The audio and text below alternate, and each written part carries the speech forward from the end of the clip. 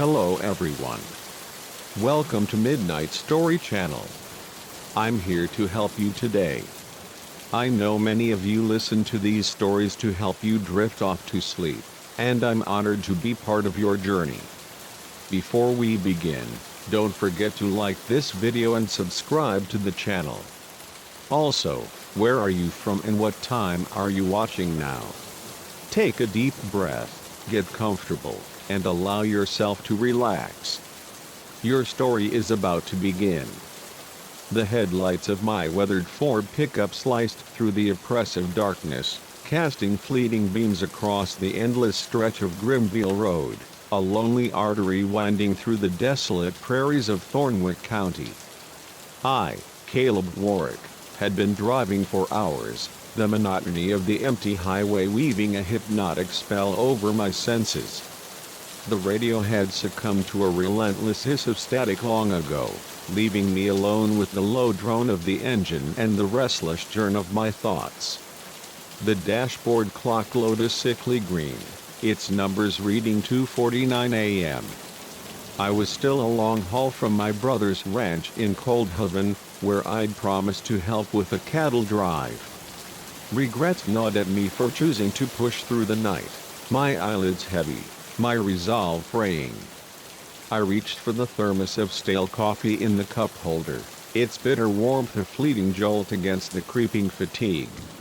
As I sipped, a flicker in the rearview mirror snapped me alert headlights, distant but growing, their twin orbs piercing the night like predatory eyes. A mix of relief and unease stirred in my chest.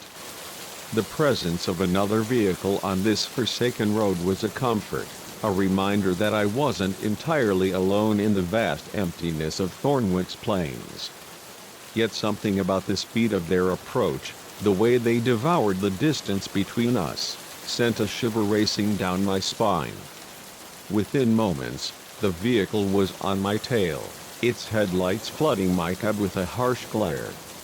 I squinted into the mirror, straining to discern details, but all I could make out was a dark, hulking shape, its form obscured by the blinding light. My hands tightened on the steering wheel, the leather creaking under my grip. The highway lay open, a wide expanse of asphalt with no obstacles. Why weren't they passing? I tapped the brakes, a gentle nudge to urge them back, but instead, they edged closer, their bumper a mere breath from mine. My heart began to pound, a staccato rhythm against the hum of the tires. This wasn't right. I pressed the accelerator, coaxing my old truck to a protesting 70, then 80 miles per hour, the speedometer needle trembling. The vehicle behind matched my pace with eerie precision, neither gaining nor falling back, a shadow tethered to my tail. "What do you want?" I muttered, my voice lost in the cab's confines, my eyes flicking between the road and the mirror. The plains stretched endlessly on either side, their grasses swaying in the moonlight, offering no refuge, no witnesses. After what felt like an eternity of this nerve-shredding pursuit, a faded sign loomed ahead, "Rest Area, 1 mile." My gas tank was nearly 3/4 full, but the promise of a pause, of breaking this relentless chase, was too tempting. I flicked on my turn signal, the amber light a feeble gesture in the dark, and eased off the gas. To my surprise and a flicker of relief, the headlights behind dimmed, the vehicle slowing as if mirroring my retreat. As I pulled into the rest area, a barren lot with a squat brick building and a handful of picnic tables, I watched the other vehicle glide past, its taillights vanishing into the night. I exhaled, a long, shuddering breath, realizing I'd been holding it in. "Get a grip, Caleb," I chided myself, shaking my head. "You're spooking yourself over nothing." The rest area was a ghost town, its vending machines and restrooms shrouded in silence. I stepped out, the cool night air sharp against my sweat-dampened skin, the only sound the faint crunch of gravel under my boots. No crickets chirped, no wind stirred the spars, brittle shrubs dotting the lot. I stretched, my muscles protesting, and headed for the restroom, fishing a few coins from my pocket for a snack. The door groaned as I pushed it open, the fluorescent lights flickering to life with a low hum, casting a sterile glow over the grimy tiles. My reflection in the cracked mirror was haggard eyes rimmed with red, stubble darkening my jaw. I splashed cold water on my face, the shock of it a fleeting wake-up call, and tried to shake the lingering unease. When I emerged, clutching a bag of stale pretzels and a bottle of water, my heart stopped.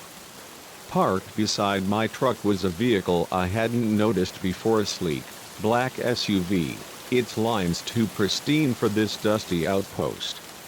Its windows were tinted to an impenetrable darkness, its presence a silent accusation. My breath caught as I approached, my steps slow, cautious. The SUV was empty, no driver in sight, yet it bore an uncanny resemblance to the vehicle that had tailed me. I scanned the lot, the shadows thick and unyielding, but found no one. A gust of wind sent a crumpled soda can skittering across the pavement, the sound jarring in the stillness, making me flinch. Coincidence, I muttered, though the word tasted like a lie. I hurried to my truck, my keys slipping in my sweaty palm as I slid into the driver's seat. A flicker of movement in the corner of my eye made me freeze, my head snapping around, but the lot was empty, the shadows still. With trembling hands, I started the engine, its rumble a small comfort, and peeled out, gravel spraying as I rejoined the highway. In the rearview mirror, headlights flared to life, the SUV, pulling out behind me, its pursuit resumed with chilling inevitability. No, no, no, I whispered, my knuckles whitening on the wheel. This wasn't happening. I floored the accelerator, the truck's engine groaning as I pushed it beyond its limits, the speedometer climbing to 85, then 90. The headlights stayed with me, unyielding, a specter that refused to be outrun. Miles of empty road blurred past, the plains a monochrome sea under the moon's cold gaze. My mind churned, grasping for options. Call for help? My phone was dead, forgotten in my rush to leave. Outlast them? They'd need gas eventually, but my tank was dwindling too.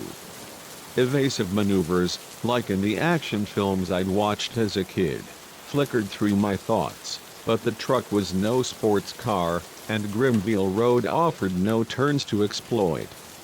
Then, a new set of headlights appeared on the horizon, approaching fast. Relief surged a witness, maybe help. I flashed my high beams, a desperate signal, my heart pounding with hope. But as the vehicle, a sleek sedan, blazed past, I caught a glimpse of the driver's seat, empty, the wheel turning of its own accord. A strangled gasp escaped me, the truck swerving as shock threatened to unmoor me. It was impossible, a trick of the light, but the image seared into my mind. No one, nothing, just the sedan speeding into the night. My eyes darted to the rearview mirror. The SUV was still there, joined now by the sedan, its headlights reappearing behind me, perfectly aligned with the first. I was trapped, flanked by vehicles that shouldn't exist. Panic clawed at my throat, my breath coming in ragged gasps. This wasn't real. I was hallucinating, driven mad by exhaustion, by the endless road.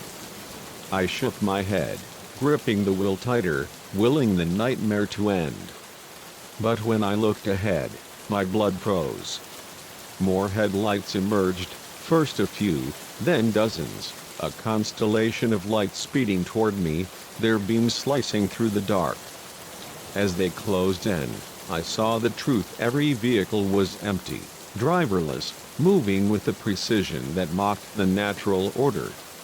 I was surrounded, a convoy of phantom cars boxing me in, their headlights a blinding cage. No matter how I swerved, they adjusted, an impenetrable wall of metal and light. My truck slowed, not by my command but as if pulled by an unseen force, the engine's roar fading to a whimper. We came to a stop, my vehicle at the heart of a silent circle of cars, their engines ticking in the cold night air. For a long moment, nothing moved, the only sound my own panicked breathing, the pulse hammering in my ears. Then, one by one, the car doors opened. Dark figures emerged, their forms humanoid but wrong too fluid, their bodies shimmering like liquid shadow, constantly shifting, never solid. They glided toward me, their movements defying gravity, their presence a violation of reality. I scrambled to lock my doors, my fingers fumbling, useless against the encroaching terror. One figure reached my window, its hand or what passed for a hand pressing against the glass. Frost bloomed where it touched, intricate patterns spiraling across the pane, the temperature in the cab plummeting. My breath fogged, my teeth chattering as I shrank back, pressing against the seat, as far from the window as I could get. The figure leaned closer, its featureless face inches from mine, the glass rippling like water as it began to push through. Its head and shoulders emerged, a void of shadow that swallowed the light. I opened my mouth to scream, but no sound came, my voice stolen by the cold. The creature reached for me, its fingers tendrils of darkness, brushing my skin with a chill that burned. A blaring horn shattered the moment, and I jolted awake, my heart pounding, my body slick with sweat. I was in my truck, parked on the shoulder of Grimville Road, sunlight streaming through the windows. A semi roared past, its driver shooting me an irritated glance through the dust. I sat there, gasping, my hands trembling as I pieced together reality. I must have pulled over in the night too exhausted to continue, the chase a vivid nightmare born of fatigue. The plains stretched serene under the morning sky, the highway empty, no sign of phantom cars or shadowed figures. I scrubbed my hands over my face, willing the dread to fade, the memory of those featureless faces lingering like a stain. As I reached for the key to restart the truck, my hand froze. On the passenger seat lay a single, iridescent scale, its surface shimmering with unnatural hues. As I stared, it crumbled to dust, scattering on a breeze that shouldn't have existed in the sealed cab. I sat there for a long time, the engine silent, my eyes fixed on the empty seat, trying to convince myself I was truly awake. Eventually, I shifted into gear and pulled back onto the highway, the road stretching toward Coldhaven, its asphalt gleaming in the sun. But the shadows seemed deeper now, the plains too vast, and in the rearview mirror, I couldn't shake the feeling that something watched, that somewhere, just beyond sight, phantom headlights were gathering, waiting to resume the chase. The twilight draped Ravenholt Farm in a veil of amber and violet, the fading sun casting long shadows across the sprawling wheat fields that stretched to the horizon. I, Ethan Caldwell, third-generation steward of this modest spread in the heart of Varnholt's rolling plains, trudged along the dirt path from the barn, my work boots kicking up clouds of dust.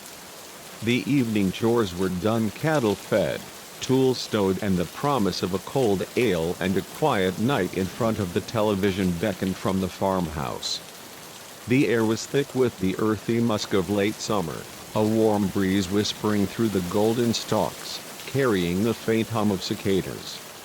Ravenholt had been my family's legacy for nearly a century, passed down from my grandfather to my father, and now to me. I knew every furrow, every fence post, or so I thought. until a sound pierced the dusk, a scream that wasn't human, wasn't animal, but something grotesquely in between, a wail that froze my blood and rooted me to the earth. The cry came from the old grain tower, a rusted monolith looming at the edge of the fields, its corrugated metal scarred by decades of wind and rain. It was the oldest structure on the farm, built by my grandfather in the 1920s, abandoned long ago for modern silos that gleamed like silver sentinels elsewhere on the property. The tower stood silent, a relic of a bygone era, its purpose forgotten but its presence enduring, a weathered giant watching over the land. The scream echoed again, sharper, more insistent, slicing through the cicada's song and silencing the distant lowing of cattle. My heart thudded, a primal instinct urging me to flee, to bolt for the safety of the farmhouse and its locked doors. But another force, curiosity, duty, or perhaps the stubborn pride of a man who'd never backed down from his land, pulled me toward the tower, my steps heavy with trepidation. The path to the grain tower was overgrown, thistles snagging at my jeans as I approached, the structure's silhouette growing more ominous against the deepening sky. The silence that followed the scream was unnatural, the farm's usual chorus of night sounds extinguished, leaving only the crunch of gravel under my boots and the ragged cadence of my breath. The tower's rusted door hung slightly ajar, swaying with a faint creak in the breeze, its hinges groaning like a warning. I hesitated, my hand hovering over the handle, the weight of my decision pressing against me. This was foolish. I had no weapon, no light, just my calloused hands and a need to know what lurked in my own backyard. The memory of my father's voice echoed in my mind. This land is ours, Ethan. We face what comes, no matter what. Steeling myself, I pushed the door open, the screech of metal on metal a jarring assault in the stillness. The interior was a void, the last vestiges of twilight unable to pierce the tower's depths. The air was heavy, thick with the musty stench of decayed grain and a sharper, acrid note that stung my nostrils, like burnt copper. I stepped inside, my eyes straining to adjust to the gloom, the concrete floor gritty beneath my boots. Shapes emerged slowly, piles of debris, rusted tools, tattered feed sacks, relics of the tower's forgotten purpose. But something else caught my eye, glinting faintly in the dim light, deep, jagged scratches gouged into the metal walls, their edges raw and uneven, stretching from the floor to heights beyond my reach. My breath hitched, my mind grappling with the impossibility. What could carve steel like that? A bear? A machine? The grooves were too precise, too desperate, as if clawed by something frantic to escape or to claim this space as its own. I ran my fingers over a scratch, the metal cold and rough, the marks vibrating with a silent violence. My pulse quickened, a low hum of fear building in my chest. A sound from above snapped my attention upward, a faint, rhythmic scraping, like something dragging across metal. I tilted my head, squinting into the darkness, and saw it, a rusted ladder bolted to the wall, its rungs climbing into the tower's shadowed heights. At the top, a flicker of movement too quick to discern, sent a jolt through me. My instincts screamed to run, to abandon this place to whatever haunted it, but the need to know, to protect my land, overrode the fear.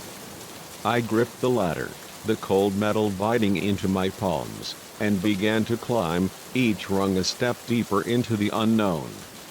The ladder was old, flakes of rust crumbling under my weight, dusting my hands with a gritty residue. Every creak of the metal echoed in the tower's hollow belly, amplifying my isolation. I was halfway up when the scream came again, a bone-rattling cry that erupted directly above me, its pitch a grotesque fusion of agony and rage. I froze, clinging to the ladder, my heart pounding so fiercely I feared it would burst. The sound was closer now, intimate, as if the thing knew I was there, daring me to ascend. For a moment, I hung suspended, torn between retreat and resolve, the farmhouse's warmth a distant dream. But I'd come too far, seen too much to turn back. With a ragged breath, I resumed climbing, one trembling rung at a time, the scraping above growing louder, more insistent. As I neared the top, a new sound joined the cacophony, a heavy, rhythmic thumping, like a weight being dragged across the platform.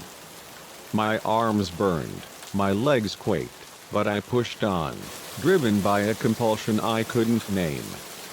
I reached the final rung, my head breaching the opening, and peered into the tower's upper chamber, bathed in the pale moonlight streaming through a broken roof hatch. What I saw there seared itself into my soul, a vision that would haunt my nights for years to come. In the center of the circular platform crouched a creature, vaguely humanoid but grotesquely wrong. It was massive, its skeletal frame draped in sagging, grayish skin that hung like tattered cloth, mottled with patches of decay.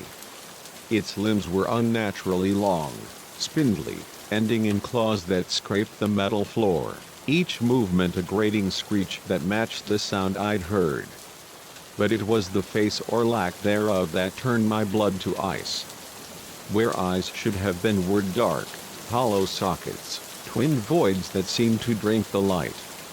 Its mouth was a gaping maw, lined with rows of needle-sharp teeth, frozen in a silent scream that mirrored the cry that had drawn me here. For a heartbeat, we stared at each other, me paralyzed by horror, the creature's eyeless gaze somehow locked on me, its presence a violation of everything I knew.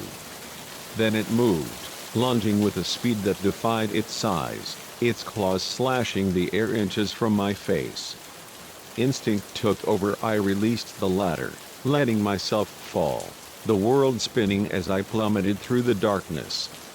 I hit the concrete floor with a bone-jarring thud, the impact stealing my breath, pain exploding through my ribs and legs. Adrenaline surged, propelling me to my feet, my vision swimming as I stumbled toward the door. Behind me, the creature descended, its claws screeching against the ladder, a relentless hunter in pursuit. I burst from the tower, the cool night air a shock against my sweat-soaked skin, and ran, my boots pounding the earth, the farmhouse a distant beacon of safety. The creature's shrieks faded, but I didn't slow, didn't look back, fear driving me across the fields until I slammed the farmhouse door behind me, fumbling with the locks. I spent the night huddled in my bedroom, every light blazing, my grandfather's old rifle across my lap, its weight a cold comfort. Each creak of the house, each rustle of the wind, was a threat. The creature's eyeless face burned into my mind. Dawn broke, painting the fields in soft gold, the farm serene, as if the night's horror had never been. I ventured out, rifle in hand, to the grain tower, half expecting it to be gone, a figment of madness. It stood as always, its rusted bulk unchanged, but inside, the scratches were gone, the floor clean, no trace of the nightmare I'd faced. I called the sheriff, my voice unsteady as I recounted the encounter, careful to skirt the edges of lunacy.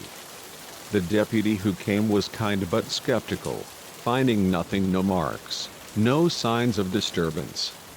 He left with a pitying glance, likely chalking it up to stress or a bottle too many.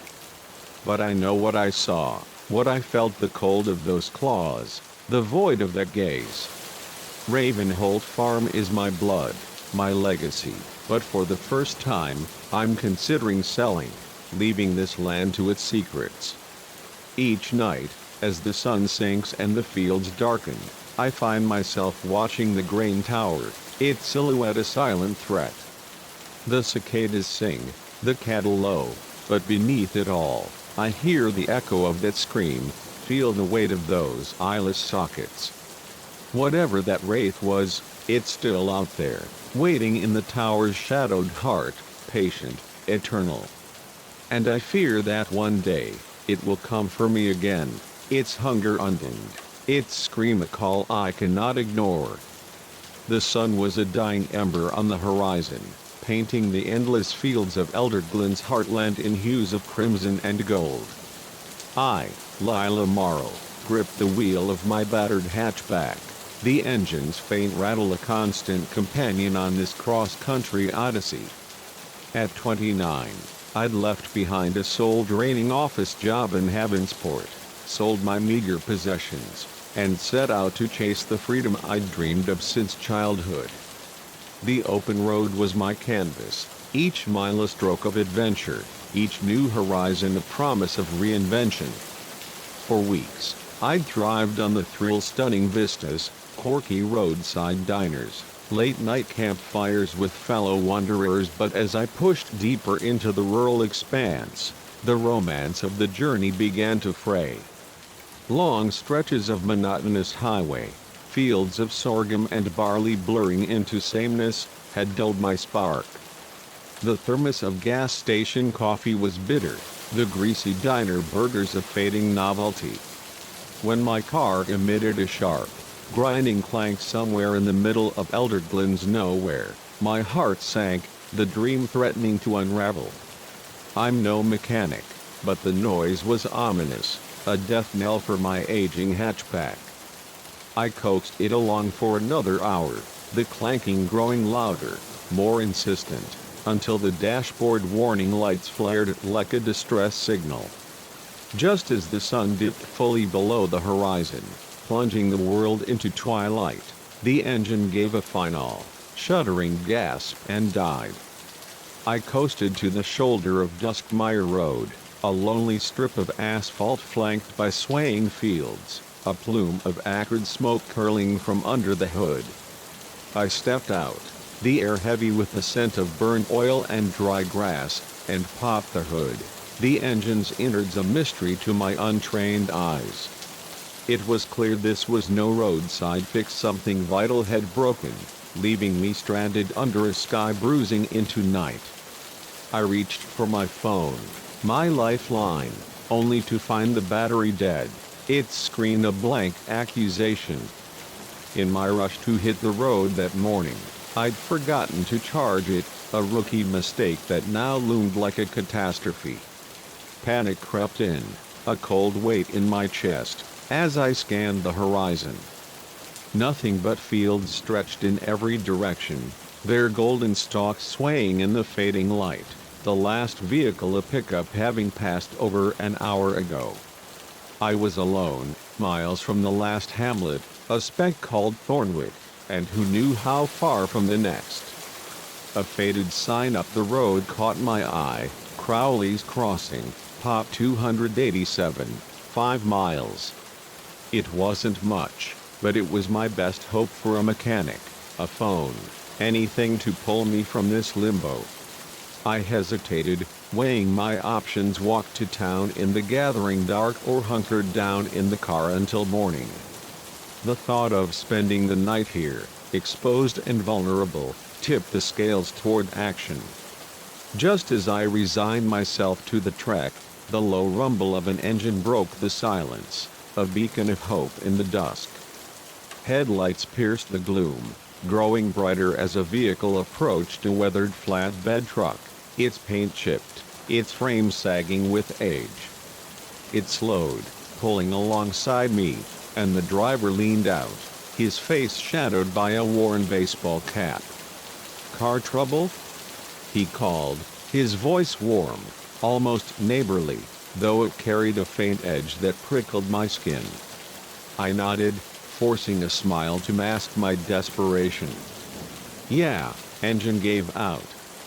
"Any chance you know a mechanic in Crowley's Crossing?" He studied me for a moment, his eyes glinting in the dim light, and flashed a grin that didn't quite reach them, his teeth catching the last rays of twilight. "You're in luck. Miss. I tinker with engines myself. Name's Amos. Let me take a look. Before I could respond, he was out of the truck, his boots crunching on the gravel as he ambled to my car.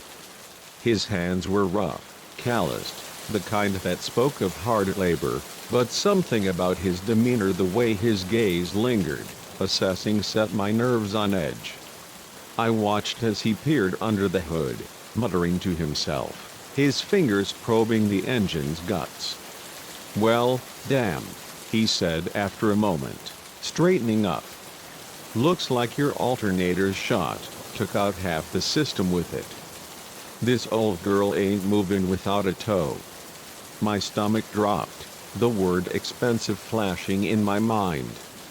"Any way to patch it up enough to get to town?" I asked, though his expression told me the answer. He shook his head, his grin fading to a grimace. "Not a chance.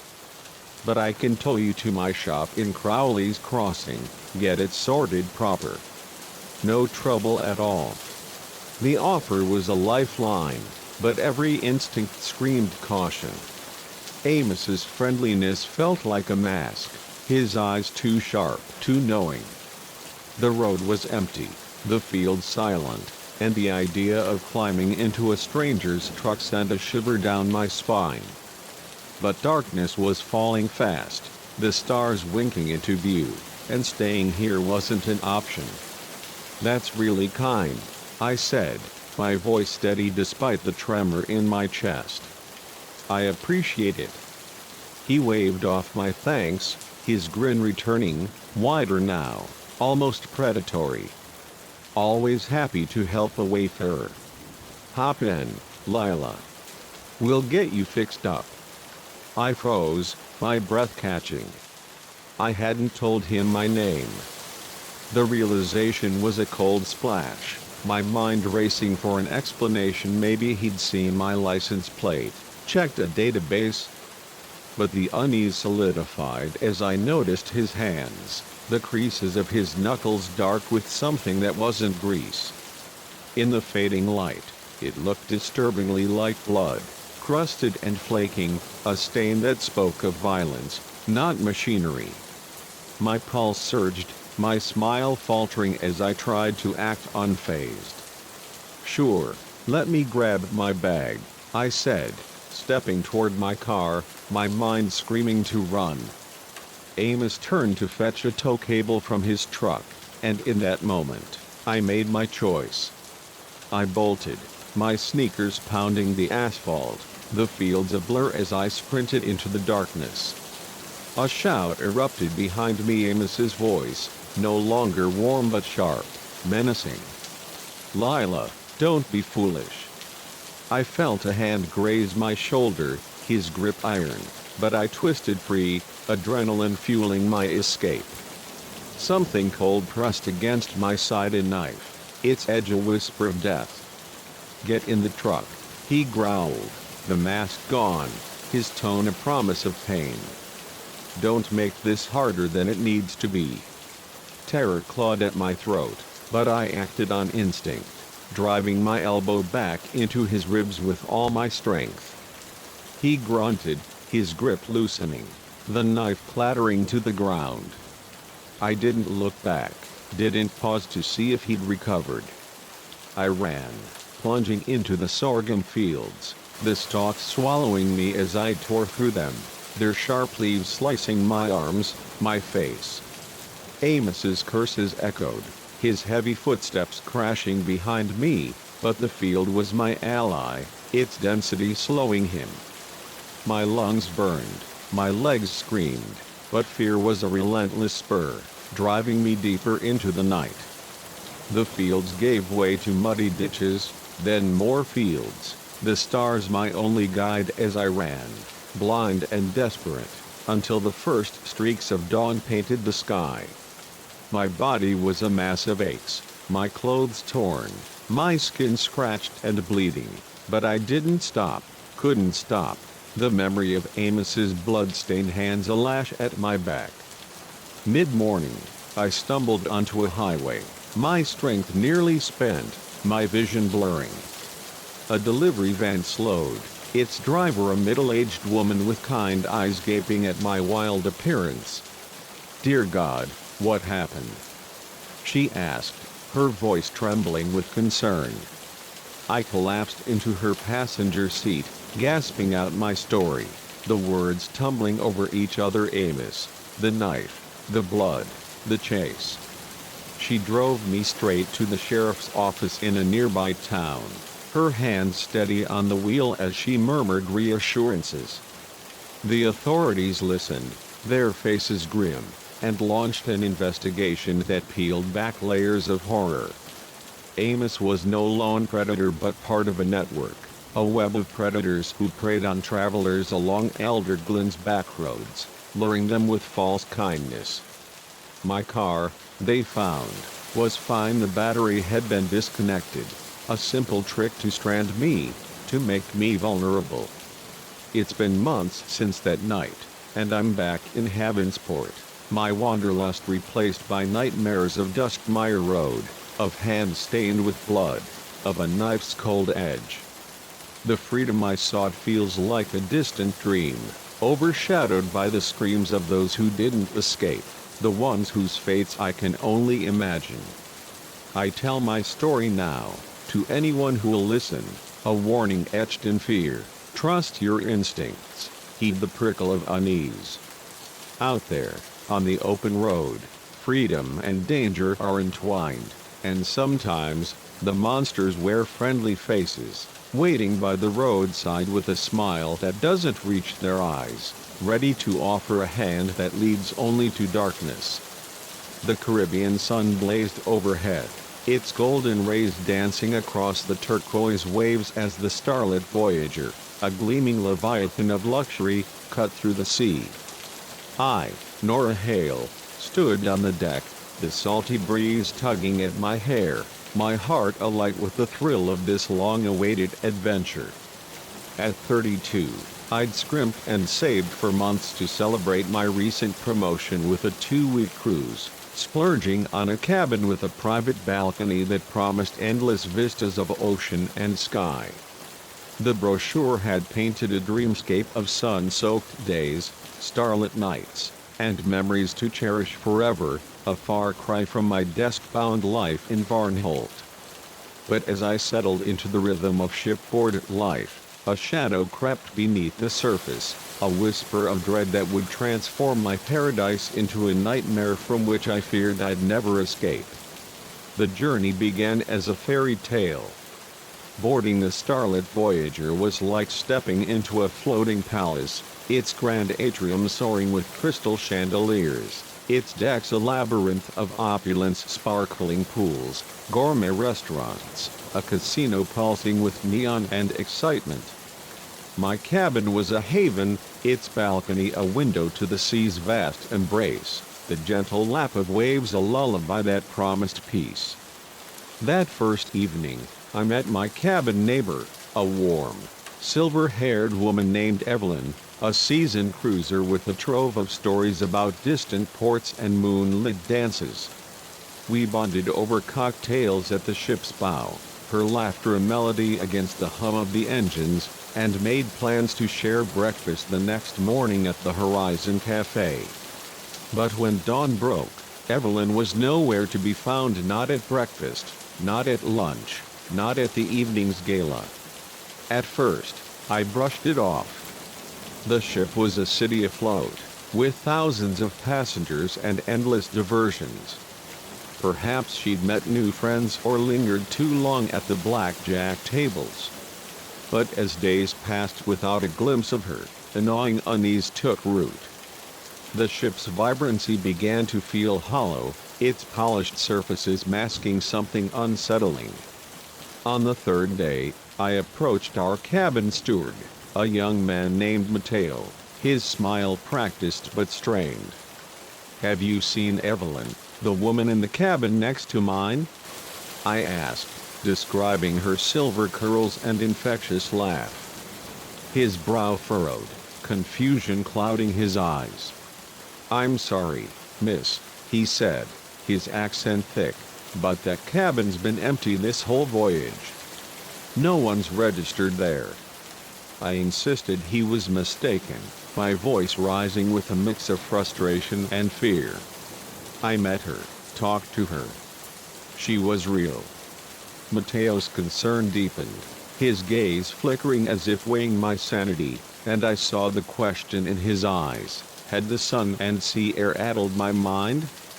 That night, sleep eluded me, the cabin's walls pressing in, the silence from the neighboring room a deafening void. The ship's thin partitions should have carried some sound, a creak, a cough, but there was nothing, only the relentless hum of the engines and the waves' ceaseless whisper. Unable to bear the stillness, I stepped onto my balcony, hoping the ocean's expanse would soothe my fraying nerves. The stars blazed above, their light cold and distant, and as I leaned against the railing, a flicker of movement caught my eye, a shadow passing behind the curtains of the supposedly empty cabin next door. My heart surged, a cocktail of fear and vindication. Someone was there, defying Mateo's claim. I rushed to my cabin door, determined to confront the mystery, to knock on Evelyn's door and demand answers. But as I reached for the handle, my hand froze. Taped to the outside of my door was a Polaroid, its edges curling, its image a gut punch. Me, asleep in my bed, my face serene. The photo taken from inside my cabin, inches from where I'd lain. Panic seized me, a tidal wave that drowned all reason. Someone had been here, watching me, capturing me in my most vulnerable moment.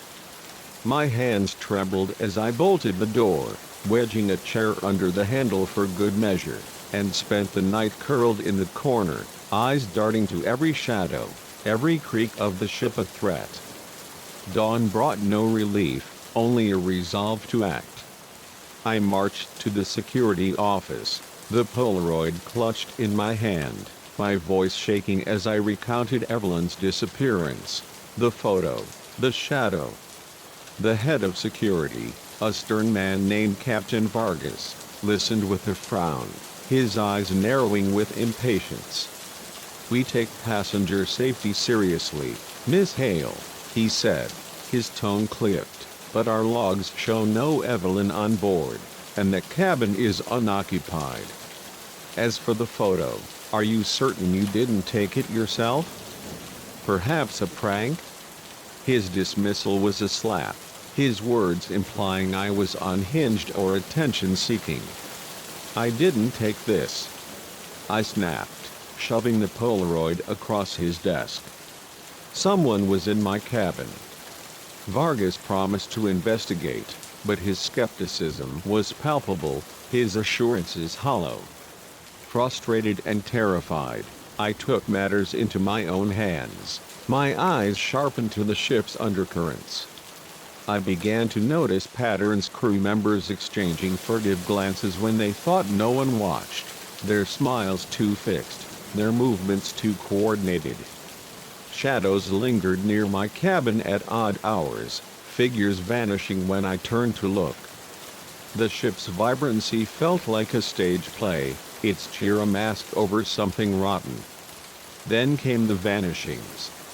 A jovial retiree I'd chatted with at the buffet, a young couple from the trivia night, they disappeared, their absence met with blank stares from the crew, who insisted no such passengers existed. My unease grew into a relentless dread, each day a tightrope walk between normalcy and paranoia. One night, unable to sleep, I wandered the decks, the ship eerily quiet, its passengers tucked away in their cabins. As I rounded a corner near the crew-only section, I froze. A group of stewards huddled in a shadowed alcove, their voices low, urgent. I couldn't catch their words, but their faces were taut, their eyes darting like conspirators. My foot scuffed the deck, the sound a gunshot in the silence, and their heads snapped up in unison, their gazes locking onto me. It wasn't guilt or surprise in their eyes, it was hunger, a predatory glint that turned my blood to ice. I ran, my sneakers pounding the polished floors, the crew's footsteps echoing behind me, swift and relentless. I reached my cabin, slamming the door and bolting it, my heart a wild drumbeat as I leaned against the wood, gasping. The pursuit stopped, the silence heavier than ever, but the encounter crystallized my fear. Something was deeply wrong on the starlit Voyager, a malevolence woven into its very fabric. The next day, I tried to rally other passengers, approaching a group by the pool, my voice urgent as I warned of vanishings, of unseen watchers. But their eyes glazed over, their smiles fixed like mannequins, and in perfect synchrony, they rose and walked away, leaving me alone, the pool's surface still and mocking. 3 days before we were due to dock, the horror escalated. Frantic to prepare for escape, I searched my suitcase for my passport, my fingers brushing something cold and hard. I pulled it out, my breath catching a set of surgical tools, their steel crusted with what looked like dried blood, their edges glinting with cruel precision.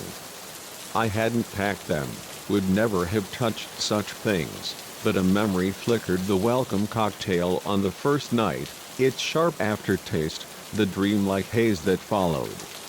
What had I done in that fog? What had been done to me? The tools clattered to the floor, my hands shaking as I backed away, the cabin's walls closing in. A knock at the door jolted me, sharp and insistent. Housekeeping. A cheery voice called, but it was wrong, too bright, too eager. I stayed silent, my breath held, the knock coming again, more forceful. "Miss Nora, we know you're in there. It's time for your treatment." The word treatment was a blade, slicing through my denial. I hadn't signed up for anything, hadn't consented to whatever they planned. The door handle rattled, the lock clicking as a keycard slid into the slot. Panic surged, survival instinct overriding fear. I grabbed my emergency bag packed days ago when suspicion first took hold and scrambled to the balcony, the ocean a dark abyss below. As the cabin door swung open, shadowy figures spilling inside, I climbed over the railing, the wind whipping my hair, the sea's roar a call to gamble everything. I jumped, the cold water a shock that stole my breath, the impact jarring my bones. I surfaced, gasping, the starlit Voyager towering above, its lights a constellation of menace. Figures crowded my balcony, pointing, their silhouettes stark against the ship's glow. Alarms blared, a cacophony that chased me as I swam, my muscles screaming, the shore a distant hope. The ship's PA system crackled, a voice serene yet chilling. "Attention, passengers. We've lost one of our own. But rest assured, on the starlit Voyager, no one is ever truly lost. Sleep well, and sweet dreams." I swam for hours, perhaps days, time blurring in the exhaustion, my body pushed beyond its limits. The ocean was a merciless expanse, its waves a relentless foe, but fear of what I'd left behind drove me. Finally, lights glimmered on the horizon, a coastal village, its glow a lifeline. I dragged myself onto the shore, collapsing onto the sand, my body racked with shivers, my mind a tumult of disbelief and survival. The locals found me, their kindness a stark contrast to the ship's deceit, and I poured out my story, the words tumbling in a frantic crush. Evelyn, the photo, the tools, the crew's hunger. Their faces were skeptical, but they called the authorities, who noted my account with polite detachment. I left the Caribbean the next day, returning to Varnholt a changed woman, my dream of adventure shattered. The starlit Voyager continues to sail, its brochures still promising paradise, But I know the truth of floating prison, a web of malice that claims its passengers in ways no one dares name. I tell my story now, a warning to anyone who'll listen, though disbelief greets me, my tale too wild for a world that craves order. If you plan a cruise, check the ship's name, scrutinize its promises. And if you board the starlit Voyager, watch the shadows, trust no one, and guard your sleep. For in its opulent halls, something waits, its hunger eternal, its gaze unyielding, ready to claim you in the name of a dream that's anything but sweet.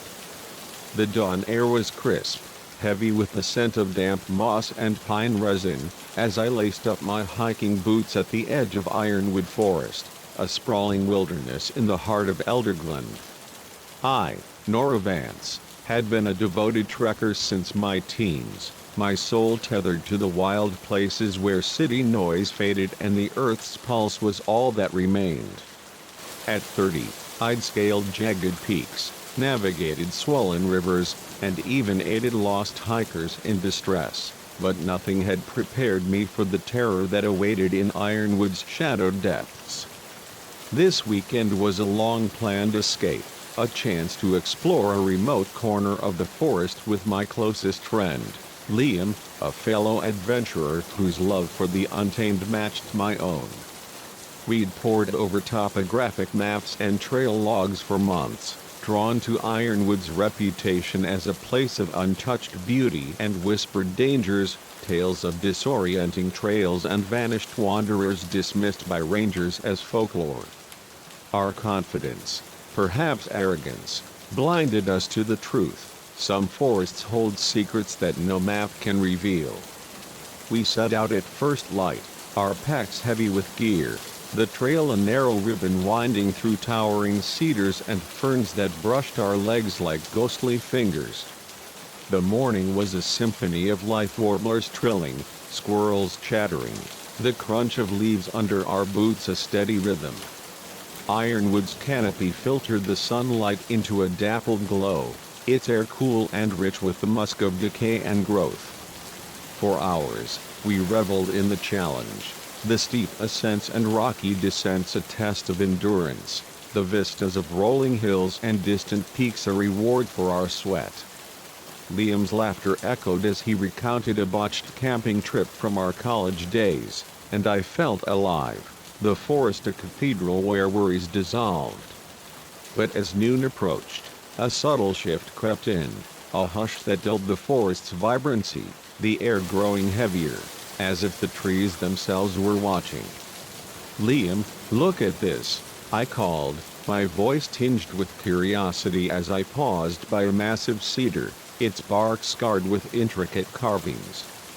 The symbols were unlike any trail markers I'd seen, spirals that seemed to twist inward, angular lines forming patterns that pulsed faintly, as if alive. They were deep, the grooves worn smooth, suggesting age beyond the tree's own years. I traced one with my finger, the wood cool and unyielding, a prickle of unease stirring in my gut.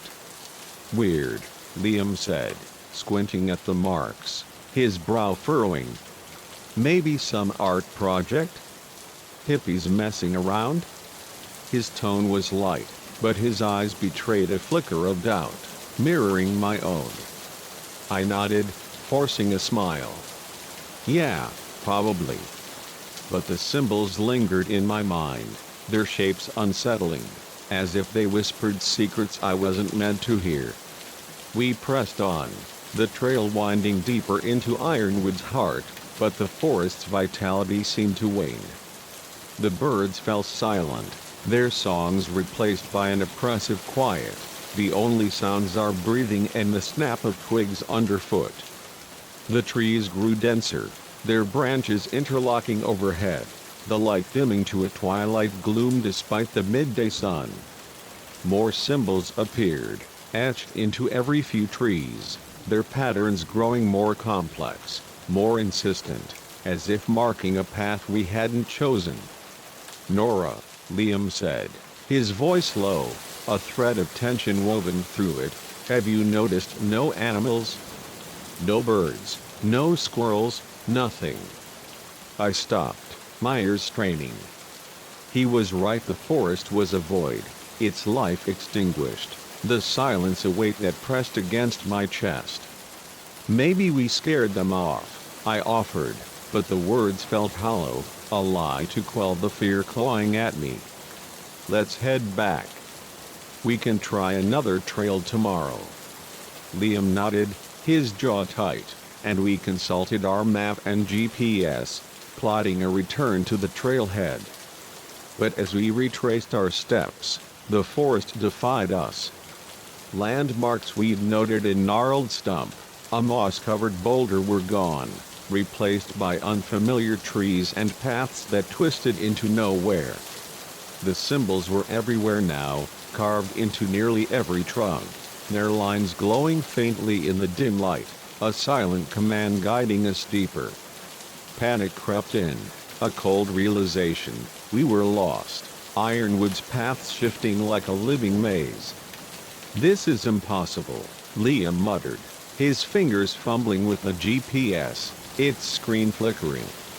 "We should have hit the main trail by now. It's like the forest is moving." I swallowed hard, my throat dry, the symbols pulsing in my peripheral vision.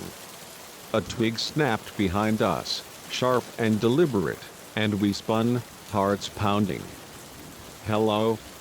I called, my voice trembling, swallowed by the silence. No response, but a flicker of movement darted between the trees, too swift, too wrong to be human or animal. My skin prickled, the air charged with the weight of unseen eyes. "We need to move," Liam whispered, his face pale, his pack shifting as he gripped my arm. "Now." We chose a direction, walking swiftly, our steps muffled by the forest floor, the sense of being watched a constant pressure. The symbols seemed to hum, their glow intensifying, guiding us or hurting us toward an unknown fate. As dusk fell, the forest darkened, our flashlights casting jagged beams that twisted the shadows into monstrous shapes.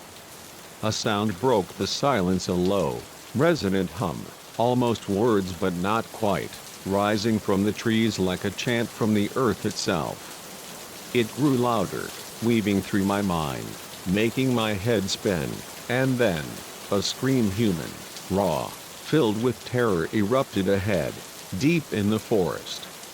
We froze, caught between fear and the instinct to help. "We have to check," I said, my voice shaking, hating the words even as they left my lips. "Someone's hurt." Liam's eyes were wide, but he nodded, his flashlight trembling. We moved toward the sound, each step a descent into a nightmare, the hum now a pulsing rhythm that vibrated in my bones. The scream had stopped, replaced by a silence that felt alive, anticipatory. We emerged into a clearing, our flashlight beams revealing a scene that defied reason: a colossal tree, its trunk wider than a house, its bark twisted and gnarled, every inch carved with symbols more intricate than any we'd seen, their glow a sickly green. At its base lay a circle of objects: watches, phones, wallets, keys, dozens of them, arranged with ritualistic precision, the belongings of hikers who'd ventured too far and never returned. "Liam, we need to go," I whispered, my voice barely audible, my eyes locked on the macabre shrine. "Now."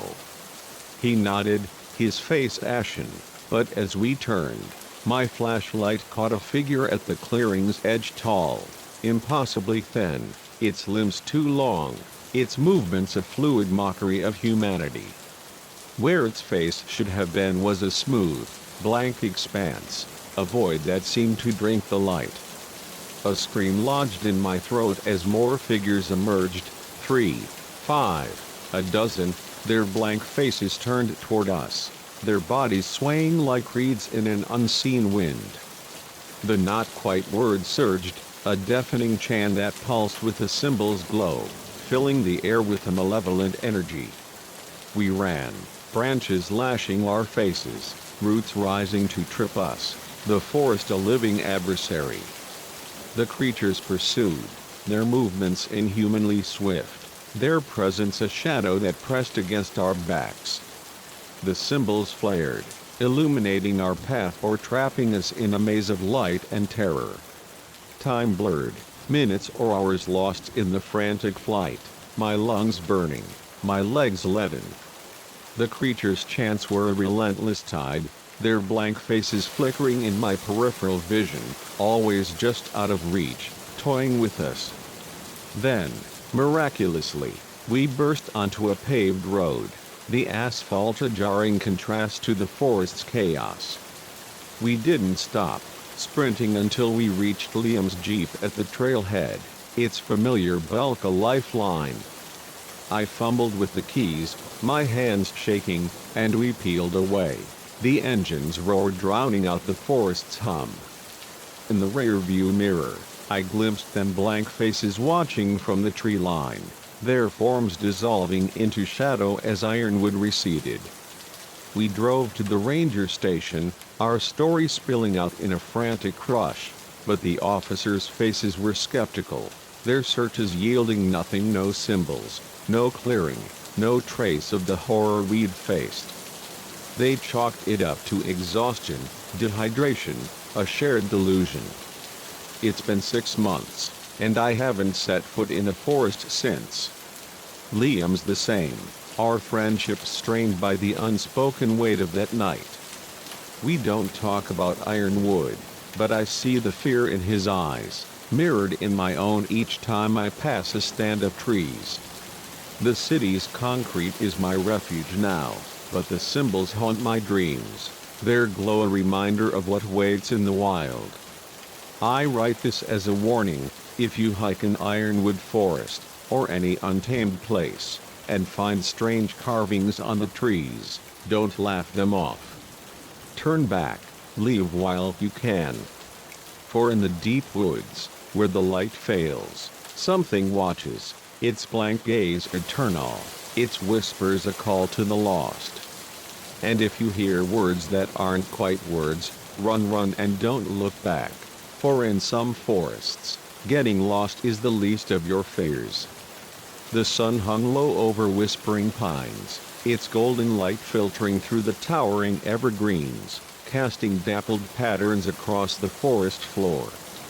I, Daniel Warwick, stood by our family's campsite, the air rich with the scent of pine sap and wood smoke, a grin tugging at my lips as I watched my children scamper through the underbrush. At 37, a software engineer from the bustling suburbs of Coldhaven, I'd grown up cherishing the wild, and now, with my wife, Clara, we were sharing that love with our kids, 11-year-old Lily and 9-year-old Owen. We'd planned this long weekend in the Elderglen National Forest as a rite of passage, a chance to trade screens for stars, to teach them the magic of the outdoors. The day had been idyllic, pitching the tent by a gurgling creek, hiking trails lined with wildflowers, and roasting marshmallows under a sky ablaze with constellations. But as night fell, a scratching at the tent's edge would unravel our adventure, turning our haven into a battleground where survival hung by a thread. The first day was a snapshot of perfection.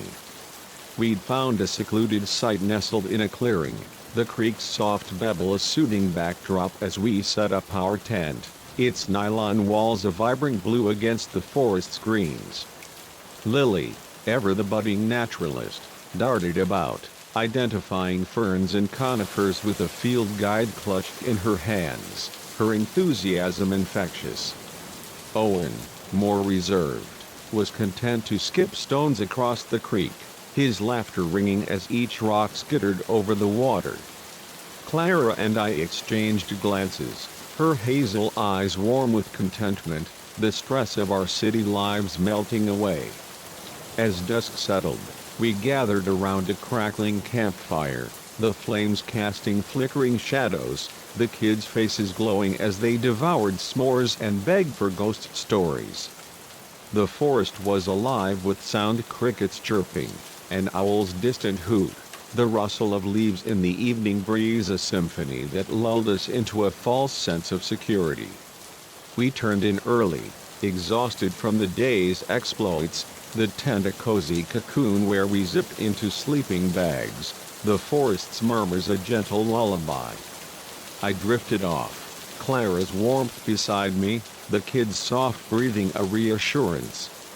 But sometime in the early hours, a faint sound yanked me from sleep, a persistent scratching, rhythmic and deliberate, like nails raking canvas.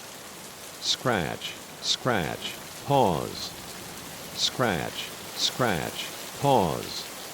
It came from the tent's side, close enough to feel personal, invasive.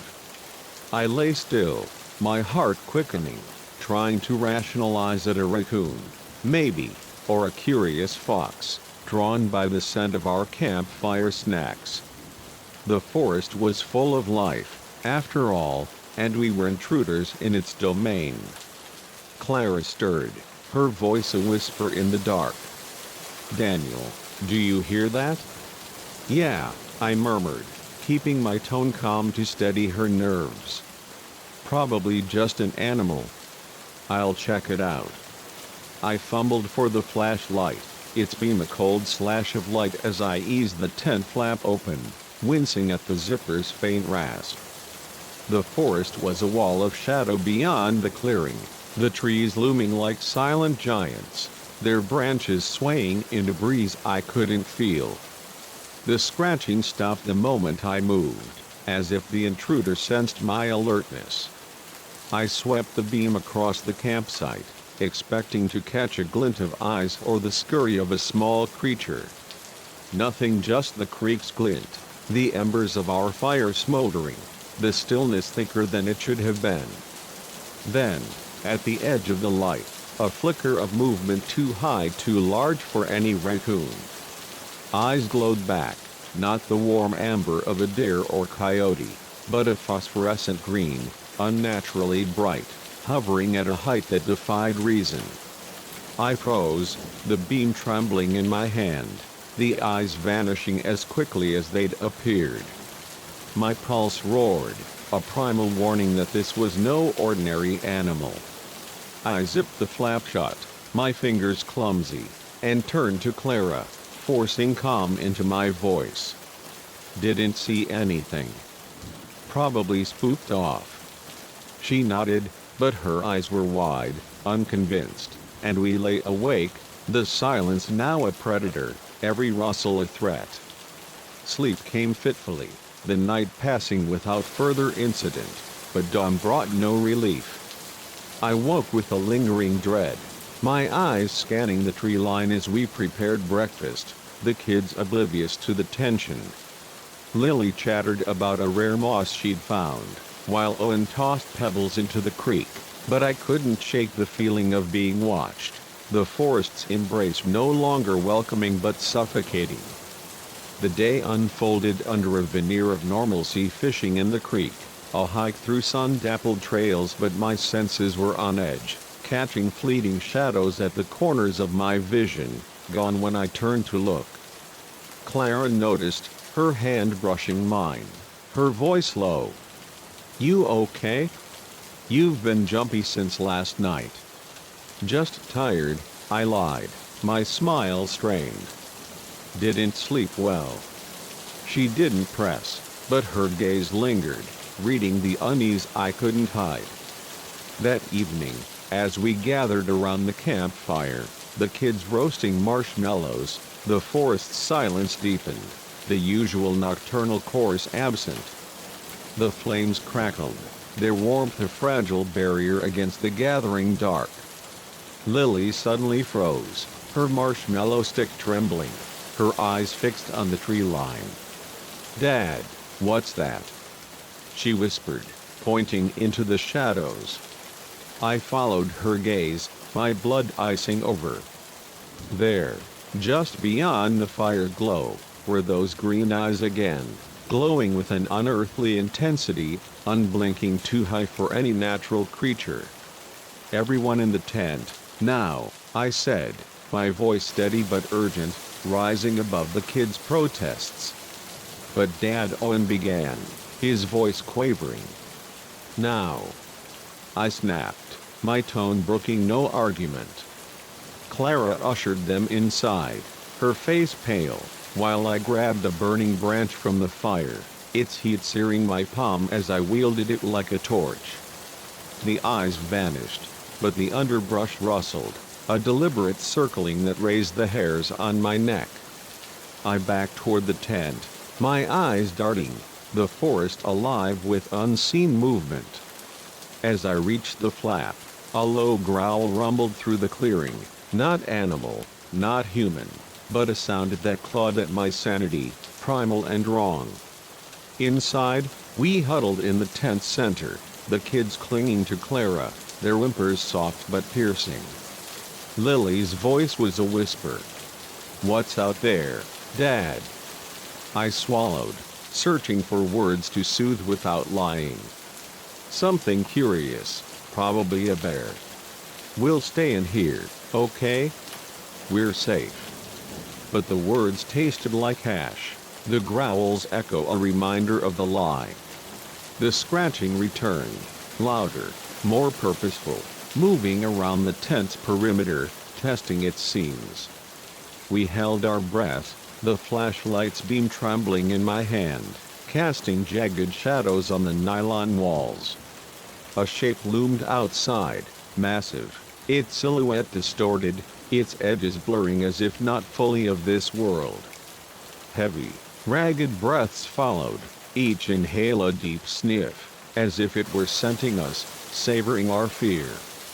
The shadow shifted, and for a heart-stopping moment, I thought it would tear through the fabric, but it let out another growl, a sound that vibrated in my bones and retreated, the forest's sounds creeping back, a deceptive calm. We sat frozen, the night stretching into an eternity, every rustle a threat, every silence a trap.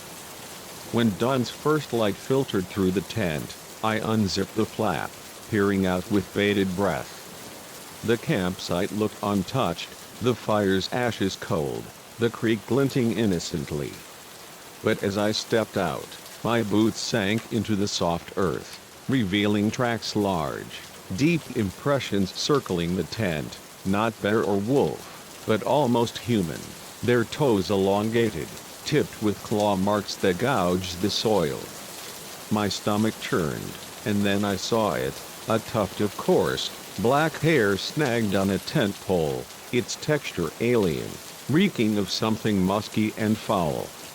"We're leaving," I said, my voice shaking, brooking no debate.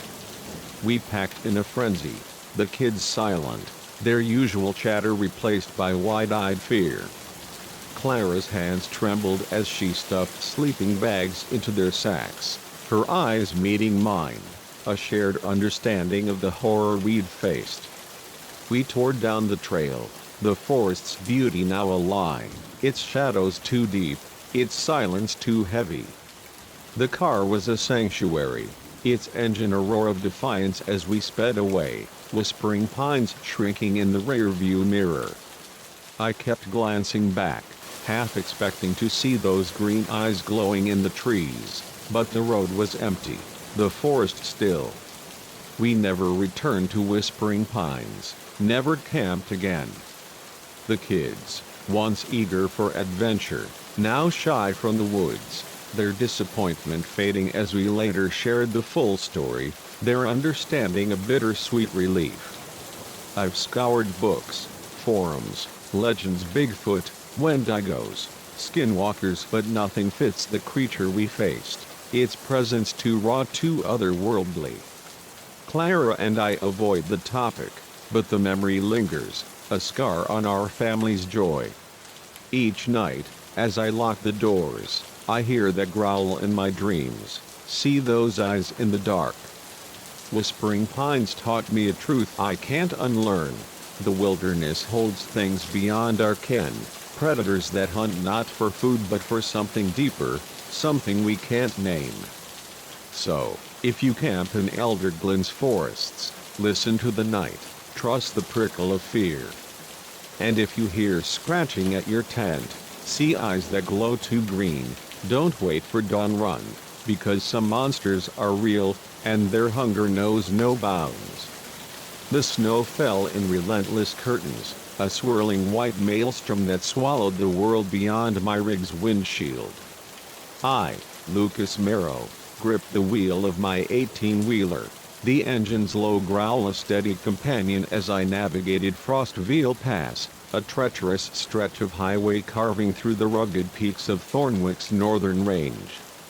At 45, I'd been a long-haul trucker for 2 decades, crisscrossing the continent with loads of everything from lumber to electronics, my life measured in miles and midnight coffee. I'd seen the road's oddities, phantom hitchhikers, unexplained lights, once even a fleeting glimpse of something I swore was a UFO, but nothing had prepared me for the terror that awaited in the blizzard's heart. It was late November, and I was hauling a shipment of medical supplies from Coldhaven to Dunmore, pushing through a forecast that warned of an early winter storm. I'd hoped to beat the worst of it, but as the snow thickened, my confidence waned, the pass a gauntlet of ice and shadow. The storm hit with a vengeance just past the Thornwick border, transforming the highway into a slick, blinding void. My headlights struggled, their beams reflecting off the snow, illuminating little beyond the next curve. The cab was a cocoon of warmth, the heater's hum battling the chill that seeped through the glass, but the isolation was palpable, the world reduced to me, my rig, and the endless white. I was considering pulling over to wait out the blizzard when a crackle of static erupted from the CB radio, a lifeline to other drivers in this desolate stretch. A voice broke through, young and female, laced with panic. "Hello? Can anyone hear me? I'm stuck out here, please, I need help." The urgency in her tone cut through the storm's roar, sending a chill down my spine that had nothing to do with the cold. I'd answered distress calls before, stranded motorists, breakdowns, but something about this voice felt off, its desperation too raw, too intimate.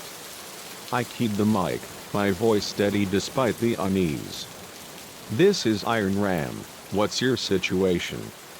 "Oh, thank God," she replied, relief flooding her words. "My car broke down, I'm freezing. I don't know exactly where I am, but I passed a sign for Route 19 a while back. Please, hurry."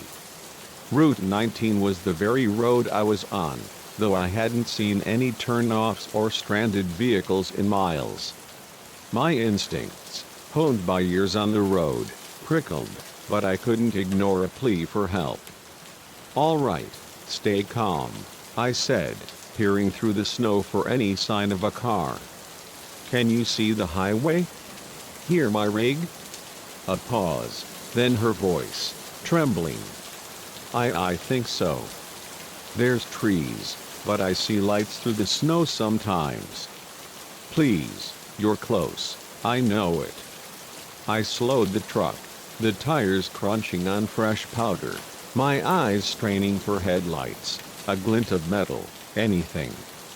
The storm was a wall, visibility near zero, the forest's dark shapes looming on either side. "What's your name?" I asked, needing to keep her talking, to anchor myself in the moment. "Ellie," she said, her voice wavering. "Please, Lucas, I'm so cold." I froze, my hand tightening on the mic. I hadn't given her my name. The cab felt smaller, the air heavier, as if the storm had seeped inside. "How do you know my name?" I demanded, my voice sharper, the snow's howl a mocking chorus. A soft laugh crackled through the speaker, not Ellie's panicked tone but something darker, lower, almost guttural. "Oh, Lucas, I know all about you," the voice said. shedding its pretense. Turn left up ahead. We're waiting. My blood ran cold, the words ablaze in the dark. There was no left turn on Frostville Pass, just miles of unbroken forest, the map in my head as clear as the road was obscured. Who is this? I growled, my knuckles white on the wheel. What's going on?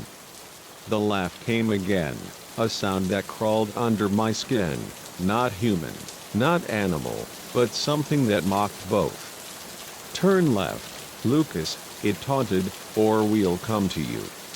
I switched off the CB, the static's hiss a relief, but the voice lingered, echoing in my mind as if spoken from the cab itself. The snow thickened, the road a narrowing thread, and then my headlights caught something, a figure standing motionless in the storm, its form too tall, too thin, its silhouette a violation of human proportion. Its eyes glowed, a sickly green that pierced the white out, unblinking, fixed on me. I yanked the wheel, the rig skidding, tires screaming on ice as I fought to keep control. The figure flashed by, its arms stretching impossibly long, clawed fingers grazing the trailer with a metallic screech. I righted the truck, my heart pounding, the rear-view mirror showing only snow, but I knew it was still there, lurking just beyond sight. I floored the accelerator, the rig protesting as I pushed it to reckless speeds, the storm a blinding fury. The CB crackled back to life, unpowered, the voice now a chorus, layered and wrong. You can't run, Lucas, it hissed, seeming to emanate from the air, the seats, the very metal of the cab. We know these mountains, every path, every shadow. We're so hungry, and you'll feed us, one way or another. The words were a weight, pressing against my chest, my breath coming in ragged gasps. I caught glimpses of movement in the woods, shapes darting parallel to the road, too fast, too fluid, their green eyes flashing through the trees. The rig shuddered, the trailer swaying as I took curves too tightly, the ice threatening to claim me. Hours bled together, a blur of snow and terror, my hands locked on the wheel, my eyes burning from the strain. Each time I thought I'd lost them, those eyes reappeared, closer, the voice on the CB mocking my flight. We've waited so long, Lucas. Turn left. Join us. As dawn's first light broke through the storm, the snow thinning to a gentle flurry, I burst from the mountains onto the open plains, the road stretching clear and golden. The voice fell silent, the eyes vanished, the forest's grip loosening. I pulled into a truck stop, my hands trembling so badly I could barely kill the engine, the cab's warmth a fragile shield against the night's horror. I stumbled into the diner, my face haggard, my story spilling out in halting fragments to a waitress who poured me coffee with a pitying look. Most of the regulars dismissed me as another trucker pushed too far, seeing ghosts in the snow, but an old driver, his face weathered like leather, listened with a grim nod. You're not the first, he said, his voice low, his eyes distant. Frostville's got something old in it, something that hunts. Been taking drivers for years. He offered no more, just a shake of his head, leaving me with questions that burned hotter than the coffee. I called my dispatcher, claiming a family emergency, and holed up in a motel for a week, jumping at every shadow, the voice's echo a constant companion. When I returned to the road, I took southern routes, swearing off Frostville Pass, its mountains a forbidden scar on my map. But sometimes, in the quiet of a lonely highway, the CB hums with static, and I hear her Ellie, or whatever wears her voice calling for help, her words a lure I'll never answer again. Frostville taught me a truth I can't unlearn. Not every cry for aid is human, not every road leads to safety. So, if you drive through Thornwick's Peaks on a snowy night and a voice pleads over the radio, keep your eyes on the road, your foot on the gas. Don't stop, don't answer, and never turn left. For in the storm's heart, something hungers, its eyes green as poison, its voice a trap that knows your name. The air was thick with the scent of damp earth and cedar as I adjusted the straps of my backpack, the weight of my gear a familiar anchor in the untamed expanse of dusk-blind wilderness. I, Elise Carver, a 34-year-old wildlife photographer, had spent a decade chasing the fleeting beauty of endangered creatures, snow leopards in the Himalayas, jaguars in the Amazon, each frame a testament to a world on the brink. But it was a whisper of something unclassified, a creature rumored to haunt the dense forests of Thornwick, that drew me to this remote corner of the continent. Cryptozoology forums buzzed with tales of a small, agile primate, its body adorned with bioluminescent markings, dismissed by scientists as folklore but compelling enough to ignite my curiosity. With a week's leave from my freelance contracts, I set out to capture proof, my cameras and my courage my only companions. I had no inkling that my quest for discovery would become a descent into terror, where the hunter would become the hunted. Duskwind was a labyrinth of ancient pines and tangled undergrowth, its trails fading into obscurity miles from the nearest road. I chose a secluded site deep in the forest, a clearing ringed by towering trees, their canopies weaving a roof that dimmed the midday sun to a twilight glow. The solitude was deliberate, no human interference to spook my quarry, just the rustle of leaves and the distant call of a hawk. The first days were a quiet thrill, setting up my tent, its olive green fabric blending with the forest's palette. Scouting the terrain, my boots sinking into mossy earth, and positioning my trail cameras at strategic points near game trails, by a trickling stream, under a gnarled oak where claw marks hinted at something larger than a bear. By day, I hiked, my lens capturing the forest's known denizens: elk grazing in a meadow, a fox darting through ferns, the glint of a cougar's eyes at dusk. By night, I reviewed the camera's footage, my laptop's glow a small defiance against the forest's dark, hoping for a glimpse of the elusive creature. The fourth night brought the first anomaly. I sat cross-legged in my tent, the air heavy with the musk of pine and my own anticipation, scrolling through the day's captures.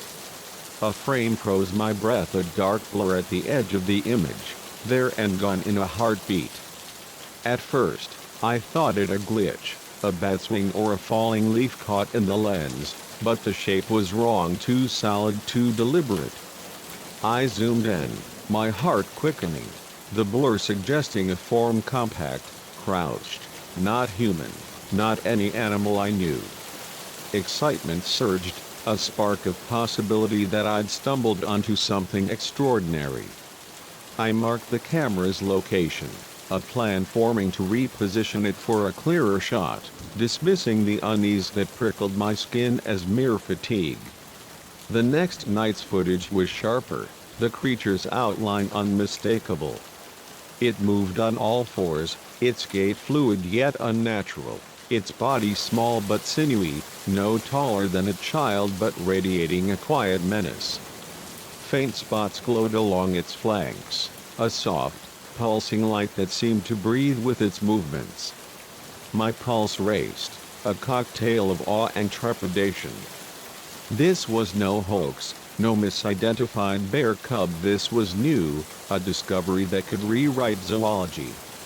But as the days unfolded, my triumph curdled into dread. The creature appeared nightly, each image clearer, closer to the cameras, its glowing spots brighter, its form more defined. By the seventh night, it was mere feet from a camera, its head tilted as if studying the lens, its eyes too large, too reflective, gleaming with an intelligence that felt invasive, predatory. The forest itself seemed to change, its vibrancy fading. The birds' songs grew sparse, the squirrels' chatter silenced, the air heavy with a stillness that pressed against my chest. I caught myself glancing over my shoulder during hikes, the sense of being watched a constant weight. Shadows moved at the edges of my vision, gone when I turned, leaving only the rustle of leaves and my own quickening breath. I repositioned the cameras closer to camp, hoping to deter the creature, but it only grew bolder, its images now capturing it circling my tent, its glowing spots a constellation of threat in the dark. On the 9th night, I woke to a sound, a low, guttural growl, not bear or wolf, but something deeper, older, resonating in my bones. My flashlight beam trembled as I swept it across the tent's walls, the nylon taut, the forest beyond a void. The growl came again, closer, followed by a sharp rip, claws tearing at the tent's base, the fabric splitting under an unseen force. Panic seized me, my breath shallow as I grabbed my knife, its blade a feeble defense against the unknown. The camera outside, set to record, was my only witness, but it was no comfort as the growling circled, relentless, testing my resolve.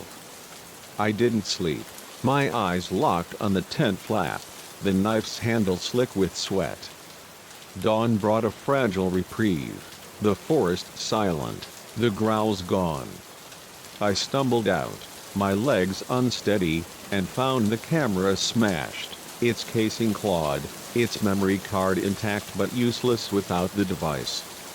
The tent bore deep gashes, the earth around it scarred with tracks small, clawed, unlike anything in my field guides. My heart pounded, the realization sinking in, I wasn't documenting a discovery. I was being hunted, marked by something that knew my every move. I packed in a frenzy, abandoning gear, my only thought escape. But as I shouldered my pack, the forest seemed to shift, the trail to the road obscured, the trees pressing closer, their branches clawing at the sky. I ran, my boots sinking into mud, my breath ragged, the forest alive with whispers soft, almost words that pulsed with the rhythm of my fear. The growls returned, shadowing me, now from the left, now behind, a chorus of pursuit that drove me deeper into the wilderness. I stumbled into a clearing, my strength waning, and found a derelict cabin, its timbers sagging, its windows dark. Desperation pushed me inside, the door creaking shut, the air thick with mildew and decay. The cabin was a tomb, its walls papered with faded maps and scrawled notes, relics of another who'd come seeking the same creature. A journal lay open on a rotting table, its pages brittle, the handwriting frantic. It's been here since the earth was young, it knows you're here, it never stops. The words were a mirror to my terror, a confirmation that this wasn't chance but fate, a trap set by something ancient, patient. As I read, the growl sounded again, just outside, its resonance shaking the cabin's bones. I clutched the journal, my only weapon now, words, and began to write, my pen scratching a warning for whoever might find this place. I'm still here, in this crumbling refuge, the growl's a constant shadow, the forest a cage. I don't know how long I can hold out, if escape is even possible, but I write to warn you, don't seek solitude in dusk-blind wilderness, don't chase whispers of the unknown. Something dwells here, its glowing eyes eternal, its hunger insatiable. If you find strange tracks, see lights in the dark, run while you can, before it scents you. For once it knows you're here, it never stops hunting, and the forest itself will bend to keep you in its grasp. The sun blazed mercilessly over the star-veiled desert, its heat a relentless hammer that turned the air into a shimmering veil of distortion. I, Ethan Caldwell, leaned against the hood of our rented SUV, the metal scalding through my shirt, my eyes squinting against the glare of the endless red sands. At 27, I was a restless soul, a graphic designer from the rain-soaked streets of Coldhaven, craving adventure to break the monotony of deadlines and gray skies. My girlfriend, Mia, shared my wanderlust, her camera always at the ready to capture the world's wild beauty. We'd planned this road trip through Varnholt's southwestern deserts for months, mapping a route to weave through towering mesas and ancient rock formations, chasing the thrill of untouched landscapes. But on the fifth day, a wrong turn would plunge us into a nightmare where the desert's beauty became a trap, and the figures we glimpsed in the heat haze were no mirage but harbingers of a fate worse than death. Our journey had been a kaleidoscope of wonders: sunrise over painted canyons, nights under a star-drenched sky, the tang of sagebrush on the breeze. We'd laughed at roadside diners, swapped stories with fellow travelers, and felt invincible in our youth. But as we left the dusty outpost of Dust Hollow, aiming for a remote stretch famed for its eerie spires and whispered spiritual energy, a shadow crept in. The gas station clerk, a grizzled man with eyes like chipped flint, had warned us to stick to the main roads, muttering about folks vanishing in the back country. "People get lost out there," he'd said, his voice low, "and some ain't ever found." Mia's excitement, her eyes sparkling as she pointed to a faint dirt track veering off the highway, overrode my hesitation. "Come on, Ethan," she urged, her camera already in hand. "This looks way more interesting than the tourist route." I wavered, the clerk's warning a faint echo, but her enthusiasm was infectious, and our confidence bordering on arrogance won out. "All right," I said, turning onto the unmarked road, "but just a quick detour. We don't want to get stuck out here." If only I'd known how those words would haunt me, how the desert's vastness would twist our path into a labyrinth from which there was no escape.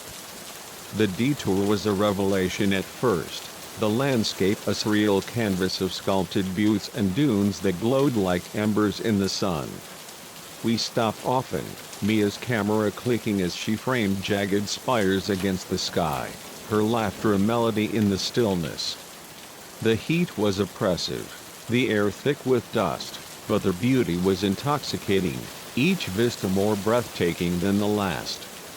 It was during one such stop, as Mia adjusted her lens for a shot of a spiraling rock formation, that she froze, her camera halfway to her face. "Ethan," she said, her voice tight, "do you see that?" I followed her gaze, shielding my eyes against the sun's glare. At first, nothing, just the undulating heat haze, a mirage rippling on the horizon. Then, a figure, impossibly tall and thin, stood motionless amidst the shimmering air, its silhouette a stark violation of proportion. "Probably a cactus," I said, though a chill snaked through me, the heat no match for the unease in my gut. "The desert plays tricks, right?" Mia nodded, but her eyes were uneasy, her camera lowering. "Yeah, maybe. Let's head back to the highway." I agreed, the figure's stillness gnawing at me, but as I turned the SUV around, a sinking realization hit: I wasn't sure which way we'd come. The dirt road had branched multiple times, unmarked, and in our distraction, I'd lost the path. "No big deal," I said, forcing calm for Mia's sake. "We've got GPS, plenty of water. We'll backtrack." But my phone showed no signal, the screen a blank accusation, and the map in the glove box was useless without landmarks. The desert stretched endless, its beauty now a taunt, its vastness a cage. We drove, the sun climbing higher, the SUV's air conditioning straining against the heat. We rationed our water, the bottles warm in our hands, the reality of dehydration a looming specter. The landscape seemed to mock us, rock formations repeating as if we circled an invisible loop, the dirt road twisting into itself. And always, that figure on the horizon, no matter which direction we turned, its silhouette unwavering, a sentinel in the haze. Mia's voice was soft, strained. "Ethan, it's following us. It's always there." "It's just the heat," I insisted, though the lie tasted bitter, my eyes darting to the figure, its presence a constant pressure. Night fell swiftly, the temperature plunging, the desert alive with sounds, rustling sands, skittering pebbles, eerie wails that were no coyote or wind. We parked too low on fuel to continue blindly, the SUV a fragile shell against the dark. In the moonlight, the sounds grew closer, punctuated by glimpses of movement, shapes gliding across the dunes, too many too fast, their forms tall and thin, swaying like reeds in a breeze that didn't exist. "Ethan," Mia whispered, her hand clutching mine, "what are they?" I had no answer, my throat dry, the desert strangeness a weight I couldn't shake. We sat in silence, the car's interior a dimmed refuge, the sounds circling, taunting. As dawn broke, we drove again, desperation driving us, the fuel gauge dipping into red, our water gone. The landscape shifted, the dunes giving way to a vast salt flat, its white expanse blinding, a place that shouldn't exist, defying the maps we'd studied. The figures were gone, but the desert felt alive, its silence a predator's patience. With no choice, we abandoned the SUV, its tank dry, and walked, the salt crunching under our boots, the sun searing our skin.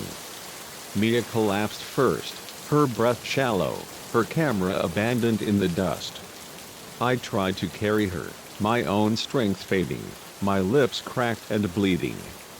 As I knelt beside her, cradling her head, the figure reappeared, no longer distant but close, its body elongated, joints bending wrong, its face a blank expanse, featureless yet watching. More emerged, a dozen, then more, their forms swaying, their needle-like fingers glinting in the sun. One reached for Mia, its touch a whisper on her forehead, and her eyes snapped open, empty, her body shifting, elongating, her skin smoothing into that same blank horror. I tried to scream, to pull her away, but my body was frozen, my voice stolen. A finger touched my face, cold as the void, and reality fractured. I stood, the exhaustion gone, but I was no longer Ethan. My body stretched, my features dissolving, my awareness expanding to encompass the desert's vastness. I sensed Mia beside me, not Mia but something new, one of them, and understood. We weren't hunted, we were chosen, drawn to this impossible place to shed our humanity, to join an ancient vigil. The desert was theirs, a realm of mirages that lured the unwary, transforming them into sentinels who waited, patient, eternal. Now, I stand in the heat haze, my form a shadow against the dunes, watching for the next travelers, the next to take a wrong turn, to see a figure and call it a trick of the light. We wait, years, centuries, are hungered not for flesh but for change, for the moment when a new soul joins our endless watch. So, if you drive through Varnholt's deserts and see a dirt road promising untouched beauty, stay on the highway. Don't chase the mirage, don't trust the figures in the distance. For in Starvale's sands, what seems a trick of the eye is all too real, and some transformations, once begun, bind you to the desert forever. The Caribbean sun hung low, its rays glinting off the turquoise waves like scattered diamonds, as I adjusted my scuba gear on the deck of a weathered dive boat. I, Claravon, a 36-year-old marine biologist with a decade of diving under my belt, felt the familiar thrill of anticipation, my pulse quickening at the prospect of exploring the unknown. I'd ventured into coral reefs off Barbados, shipwrecks along the Yucatan, and even the icy voids of Arctic waters, each dive abrush with the sublime. But it was the whispered tales of Crescent Depths, a labyrinthine cave system off the coast of Varnholt's southern isles, that had drawn me here. Stories of uncharted chambers, ancient relics, and bizarre formations dismissed as tourist bait by most divers had ignited a spark of curiosity I couldn't ignore. With a weak sleeve and a hunger for discovery, I'd come to uncover the truth, unaware that the depths held a horror that would haunt me forever, a predator that thrived in the dark. The dive boat rocked gently, its hull creaking under the weight of my gear twin air tanks, a high-powered dive light, a safety line coiled like a lifeline to the surface. My guide, Mateo, a local with sun-etched lines on his face, eyed me with a mix of respect and concern. "You sure about this, senorita?"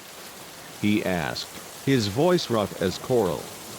"Crescent Depths many go in, not all come out." I flashed a confident smile, my experience a shield against his warning.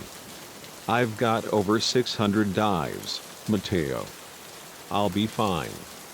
His nod was reluctant, his eyes lingering on the horizon, but I was too caught in the thrill to heed the shadow in his gaze. If only I'd listened, I might have spared myself the nightmare that awaited below. The descent was a plunge into another world.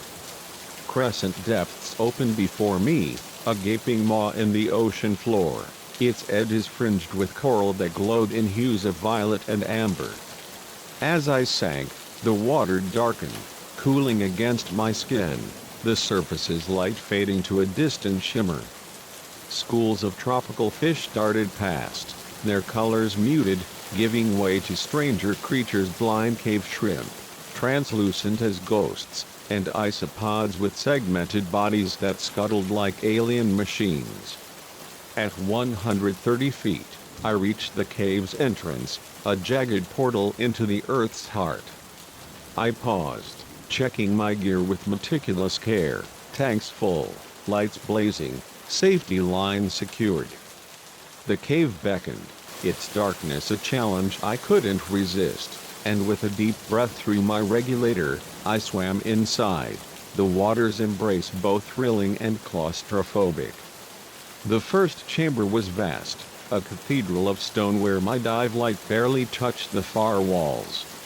Stalactites loomed overhead, their tips vanishing into the murky depths, their surfaces encrusted with mineral blooms that sparkled like stars. I floated, weightless, my bubbles rising in a silver stream, my heart alight with awe. The cave was a relic of time, its silence profound, broken only by the soft hiss of my regulator and the faint hum of my own pulse. I explored for nearly an hour, weaving through stone pillars, my light revealing crevices where blind fish hovered, their eyes vestigial, their bodies adapted to eternal night. It was mesmerizing, but not what I'd come for.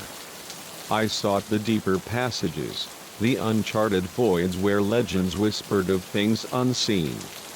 A narrow tunnel caught my eye, its opening barely wide enough for my tanks, a dark artery leading deeper into the cave system.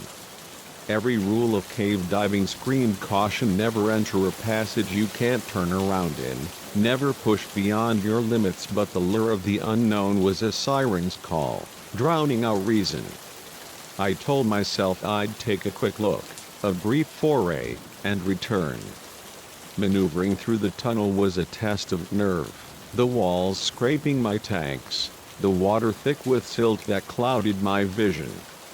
My light danced over surfaces encrusted with strange, iridescent formations, their colors shifting in ways that defied nature, as if the cave itself were alive, watching. The passage opened into a smaller chamber, its walls unnaturally smooth, almost polished, etched with swirling patterns that seemed to pulse faintly, a script written by no human hand. My breath quickened, the regulators hissed louder in the confined space, my light trembling as I scanned the chamber. In a far corner, a shape caught my eye, a pale, humanoid figure, at first mistaken for a rock formation, its contours too precise, too deliberate. As I swam closer, dread coiled in my gut. It was no stone but a creature, bipedal yet grotesquely wrong, its translucent skin stretched taut over a skeletal frame, its limbs elongated, its head crowned with a gaping maw lined with needle-sharp teeth. Where eyes should have been were dark, sunken sockets, voids that seemed to drink my light, radiating a hunger that was not of this world. I recoiled, my movement stirring a cloud of silt, the creature obscured for a heartbeat. When the water cleared, it was gone, vanished as if it had never been. Panic surged, a tidal wave that drowned my training. I spun, my light jerking across the chamber, searching for it, my breath shallow, wasting precious air. A flicker of movement darted between rock formations, too swift, too fluid, a pale flash gone before I could focus. Then another, on the opposite side, and another, a chorus of motion that tightened the noose of fear. There wasn't one creature, there were many, their forms circling, their speed defying the water's resistance. I bolted for the tunnel, my tank scraping the walls, my light a frantic beacon. Behind me, the water stirred, a current not my own, the creature's movements a silent pursuit. I hit my head on the tunnel's low ceiling, pain exploding, stars dancing in my vision as blood clouded the water, the coppery taste mingling with my regulator's plastic. Fear drove me, my body pushing through the claustrophobic passage, the walls closing in, the silt choking my light. I burst into the first chamber, my heart a drumbeat, my air gauge dipping into the red zone, a warning I couldn't ignore. The creatures were everywhere now, their pale forms darting at the edges of my beam, their movements a taunting dance, their guttural growls vibrating through the water, a sound that was half laughter, half hunger. I searched for the exit, my bearings lost in the panic, the chamber a maze of stone and shadow.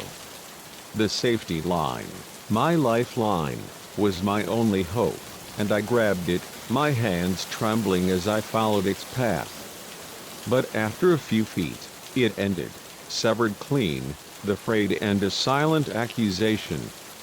A gurgling laugh echoed, the creatures toying with me, their forms closing in, their socketed gazes a weight that crushed my resolve. I swam blindly, my light flickering, my air dwindling, the gauge's needle a ticking clock. Just as despair threatened to claim me, a glimmer of lighter blue shone ahead, the exit, a distant promise of salvation. I surged toward it, my muscles burning, my lungs screaming for air, the creature's growls a relentless tide at my back. Their cold, clammy presence brushed my fins, a whisper of pursuit that spurred me faster. I broke into open water, the cave's mouth a threshold between nightmare and hope, and ascended, my body straining against the pressure, my training barely holding panic at bay. When I surfaced, gasping, the sun was a blinding savior, its warmth a shock against my chilled skin. Mateo's boat was there, his face etched with worry as he hauled me aboard, his voice frantic. "Señorita," I was about to call for help. "You were down there for hours." Hours? It had felt like days, time warped in the cave's grip. I collapsed on the deck, shivering despite the tropical heat, the creature's blank gazes burned into my mind. I tried to tell Mateo, but the words choked, too wild, too impossible. Who would believe me, a scientist, reduced to raving about monsters? He sped us to shore, his silence heavy with unspoken questions, and I left Barnholt the next day, my gear abandoned, my passion for diving extinguished. I haven't been near water since, trading baths for showers. The ocean's call a terror I can't face. I tell people I lost my love for the sport, but the truth is deeper, darker. I'm haunted by what lurks in the abyss, by creatures older than time, patient, waiting. Crescent Depths is their domain, a place humans were never meant to tread, and I carry its shadow, a warning etched in fear. So, if you dive and hear tales of uncharted caves, of strange shapes in the deep, stick to the reefs, the sunlit shallows. For in some depths, the monsters are real, their hunger eternal, their gaze a trap that never lets go. And once you've crossed their threshold, they'll follow you, silent and relentless, into the light. The autumn air was crisp, laced with the scent of fallen leaves and cider, as I guided the tractor along the winding path of Emberfield Farm, the trailer behind me laden with hay bales and eager passengers. I, Owen Tate, a 29-year-old seasonal worker from Coldhaven, had spent the last 4 autumns at this sprawling estate, Barnholt's crown jewel of harvest festivals. The work was honest, tending pumpkin patches, guiding families through corn mazes, and driving the hayride tractor, my favorite task. Emberfield's festival was a beacon, drawing crowds from across the county with its golden fields, apple orchards, and the promise of rustic joy. This year was no different, the grounds alive with laughter, children scampering through the maze, the air thick with the aroma of cinnamon donuts and wood smoke. But as dusk fell and the tractor sputtered to a halt in the heart of the cornfield, a horror would unfold, turning our celebration into a desperate fight for survival, where the fields themselves hungered for more than harvest. The day had been a tapestry of autumn's charm. Families streamed through the gates, their faces bright with anticipation, kids clutching pumpkins, their cheeks smeared with caramel. The festival hummed, vendors hawking cider, fiddlers playing beneath a canopy of crimson leaves, the maze a labyrinth of laughter and shrieks. I was on hayride duty, piloting the old tractor, its engine a steady rumble as I ferried groups around the farm. The route was a familiar loop, winding past orchards heavy with fruit, through pumpkin patches glowing orange in the sun, and into the vast cornfield that sprawled across Emberfield's back acres, its stalks towering like sentinels. My last run of the day was a full load, 20 or so passengers, a mix of parents with young children and a gaggle of teenagers seeking thrills, their chatter a lively chorus as we set out. As we entered the cornfield, the stalks closing around us, I launched into my usual spiel, my voice carrying over the tractor's growl. All right, folks, keep your eyes peeled. Legend says these fields are home to the spirit of Old Man Carver, a farmer who vanished a century ago, still searching for his lost harvest. On nights like this, you might hear him rustling through the rows. The kids giggled, clutching their parents, while the teens scoffed, their phones glowing as they snapped selfies. I grinned, the tale a harmless bit of theater to spice up the ride, the corn's golden husks swaying in the fading light, their whispers a soft counterpoint to the engine's hum. We were halfway through the field, the sun dipping below the horizon, painting the sky in streaks of violet and amber, when the tractor faltered. A sharp clank echoed, the engine sputtering, then dying with a final wheeze. I frowned, turning the key, but the machine refused to stir, its silence a sudden void in the corn's rustling chorus.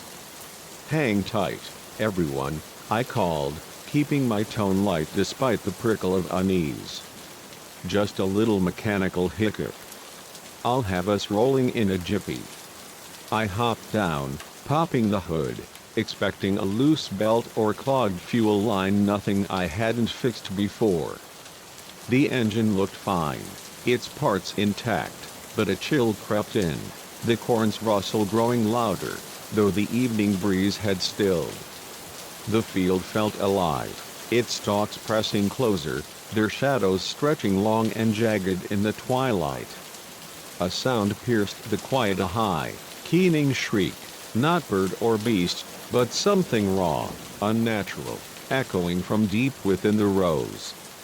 My heart thudded, the passengers' chatter faltering, their faces turning toward the sound, eyes wide with unease. What was that? A teenage girl asked, her voice trembling, her phone forgotten in her lap. Just some wildlife, I said, forcing a smile, though the lie tasted bitter. Maybe an owl. Nothing to worry about. But the shriek came again, answered by others, a chorus of inhuman cries that seemed to circle us, closing in. I turned back to the engine, my hands shaking as I checked the spark plugs, desperation creeping in. The passengers grew restless, their whispers edged with fear, the kids clinging to their parents, the teens' bravado crumbling. "Where's Ellie?" A woman's voice cut through, sharp with panic. I spun, seeing a mother standing in the trailer, her eyes scanning the group. My daughter, she was right here. Murmurs rippled, people calling names: Ellie, Tommy, Sarah. Realization dawning like a cold wave. Nearly half the group was gone, vanished without a sound, their seats empty, their absence a silent scream. "Stay calm," I said, my voice strained, my mind racing. "They probably wandered off to explore." "Everyone stay together." My words were drowned by a scream, piercing and terrified, from a teenage boy pointing into the corn. "There's something out there." I saw it move. I followed his gaze, my breath catching. A flash of pale, twisted flesh darted between the stalks, too fast, too wrong, its form a mockery of anything natural. "Everyone off the trailer!" I shouted, urgency overriding reason. "We need to move, now." Panic erupted, people scrambling from the hay bales, children sobbing, adults shouting. I grabbed a pitchfork from the trailer's toolbox, its weight a fragile reassurance, and tried to herd the group back the way we'd come, but the cornfield was a maze, its paths shifting, the dusk swallowing our bearings.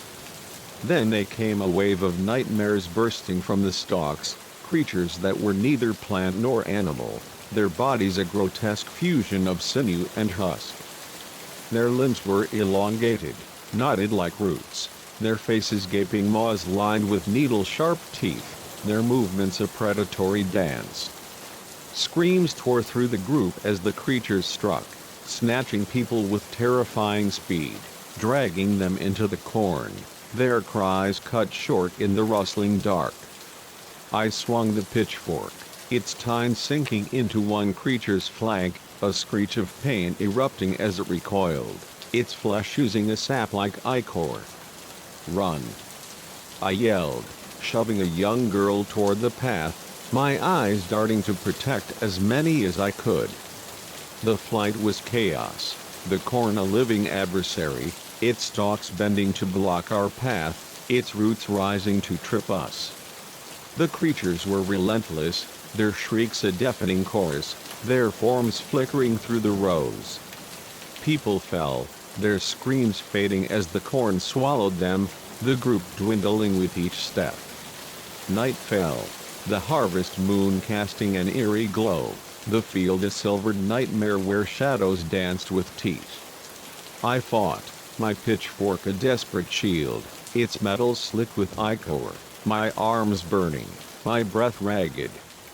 The corn seemed to pulse, its hunger a palpable force, guiding the creatures, bending the maze to trap us. By some miracle, We burst from the field. 5 of us left me, 2 teenagers, and a couple clutching their daughter, her eyes wide with silent terror.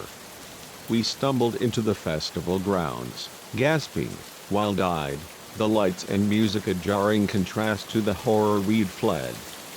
The crowd stared, their laughter fading, vendors pausing mid-sale as we collapsed, our clothes torn, our faces streaked with dirt and fear. I tried to explain, words tumbling in a frantic crush, creatures, vanishings, the corn itself, but they sounded mad, even to me. Old Mrs. Langley, the farm's matriarch, approached, her face a mask of sorrow. "They've come again, haven't they?" she whispered, her voice heavy with a truth I didn't want to hear. "You knew?" I choked, anger surging through my exhaustion. "You knew and let us go in there?" She nodded, her eyes distant. "It happens, every few generations. The field it hungers. We try to keep folks away, but sometimes," her voice trailed off, her hands trembling, and I wanted to scream, to demand why she'd risked us, but the weight of loss silenced me, the faces of those we'd lost a crushing burden. The authorities arrived, their sirens a hollow comfort, and searched the cornfield, finding nothing, no bodies, no creatures, the rows pristine in the morning light. The official report called it a mass disappearance, a mystery unsolved, the festival resuming as if nothing had happened. But I know the truth, see it in the nightmares that wake me, the creatures' gaping maws, the corn's malevolent sway. I quit Emberfield, left farming behind, the sight of a cornfield enough to churn my stomach. Each autumn, as the leaves turn and the air grows crisp, I remember, and I wonder, are they still out there, waiting in the stalks, their hunger biding its time? So, if you visit a harvest festival and the hayride pauses in a lonely field, listen to the rustle, heed the shadows. Don't wander into the corn, for some harvests claim more than crops, and some hungers, once awakened, never sleep. The fluorescent lights of Varnholt Station buzzed overhead, their sickly glow casting stark shadows across the grimy tiles of the subway platform. I, Clara Hensley, a 26-year-old graduate student at Coldhaven University, descended the stairs, my footsteps echoing in the cavernous silence, my backpack heavy with library books and a laptop drained from hours of research. The city above was a nocturnal beast, its streets alive with sirens and neon, but down here, in the underbelly of Varnholt's transit system, time seemed to pause, the air thick with the scent of stale concrete and ozone. It was well past midnight, my thesis on urban sociology having kept me buried in stacks until the library's closing bell. The station was deserted, a stark contrast to its daytime bustle, and as I checked the arrival board 18 minutes until the next train, a prickle of unease settled in my chest, a whisper that this night was different, that something waited in the shadows, its gaze already fixed on me. I'd taken this route countless times, the rhythm of the subway as familiar as my own heartbeat, but tonight, the station's emptiness felt oppressive, its silence a weight that pressed against my ears. The platform stretched before me, a concrete island flanked by dark tunnels, their mouths yawning like gateways to the void.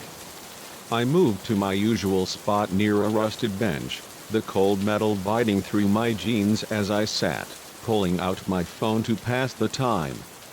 The screen's glow was a small comfort, but the signal was dead, the bars mocking my isolation. I scrolled through old texts, my thumb hovering over a message to my roommate, wishing I'd taken her offer to meet me. The station's hum was punctuated by distant clanks, the city's pulse faint and far, and I told myself it was just the late hour, the fatigue of a long day, making me jumpy.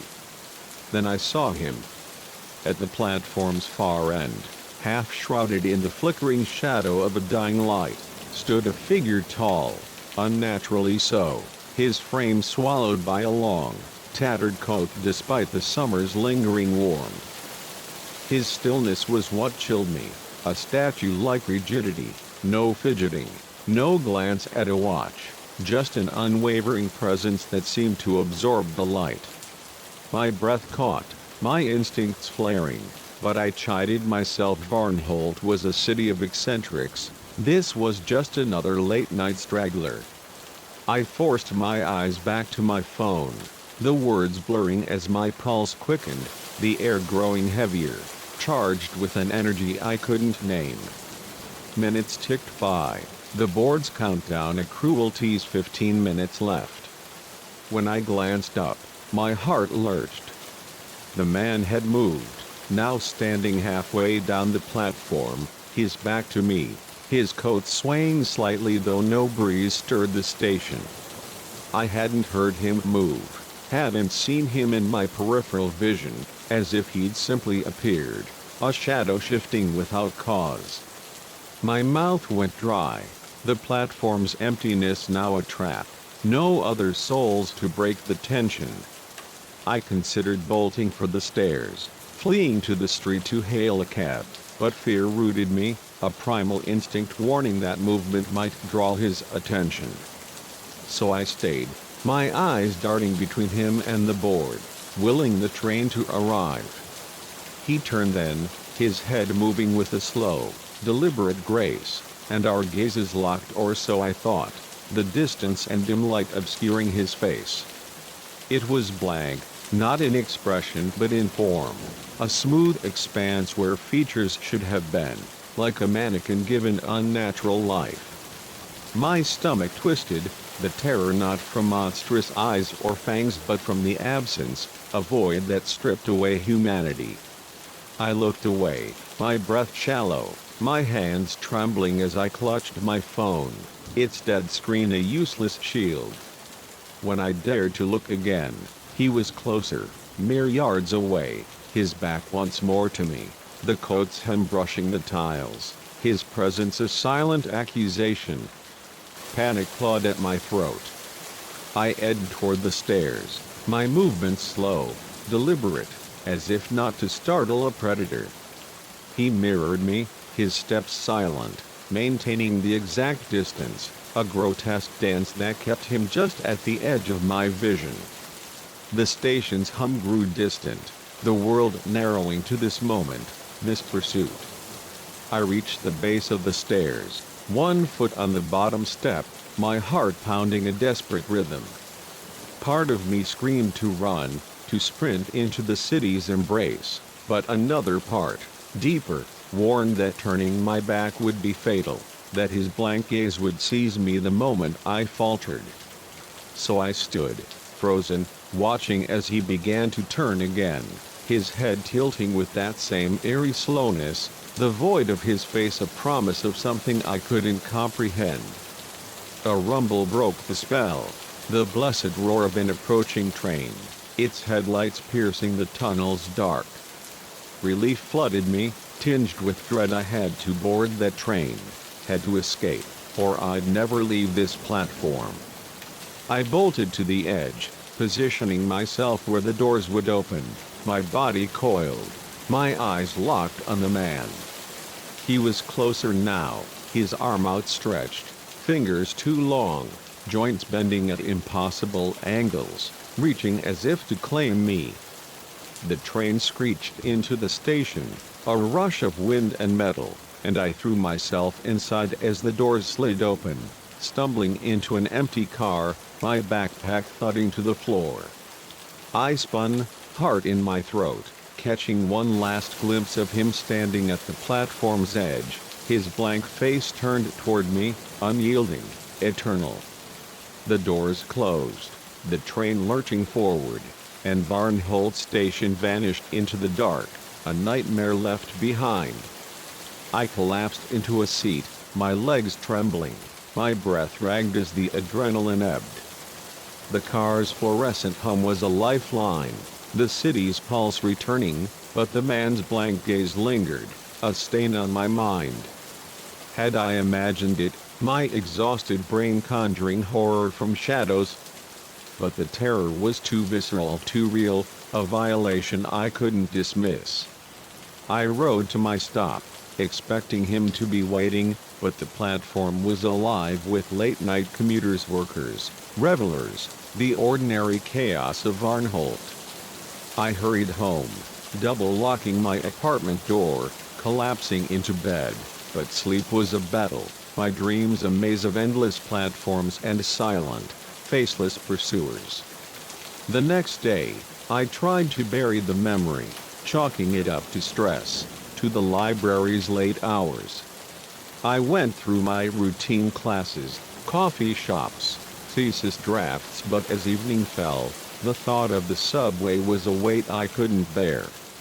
I made excuses, took buses, cabs, anything to avoid the tunnels. Friends noticed, teasing my sudden aversion, but I deflected with vague talk of exercise, of wanting fresh air.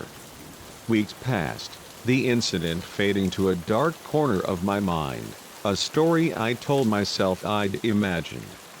But necessity forced my hand.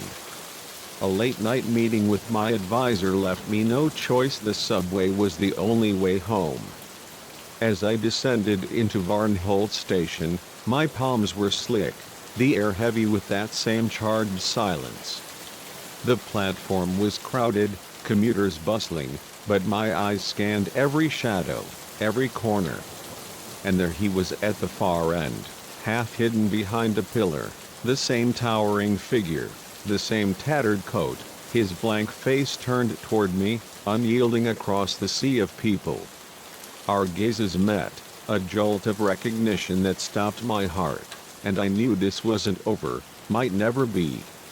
I turned and fled, taking the stairs two at a time, bursting into the street, the city's noise a fragile shield. I hailed a cab, my hands shaking as I gave my address, glancing back at the station's entrance.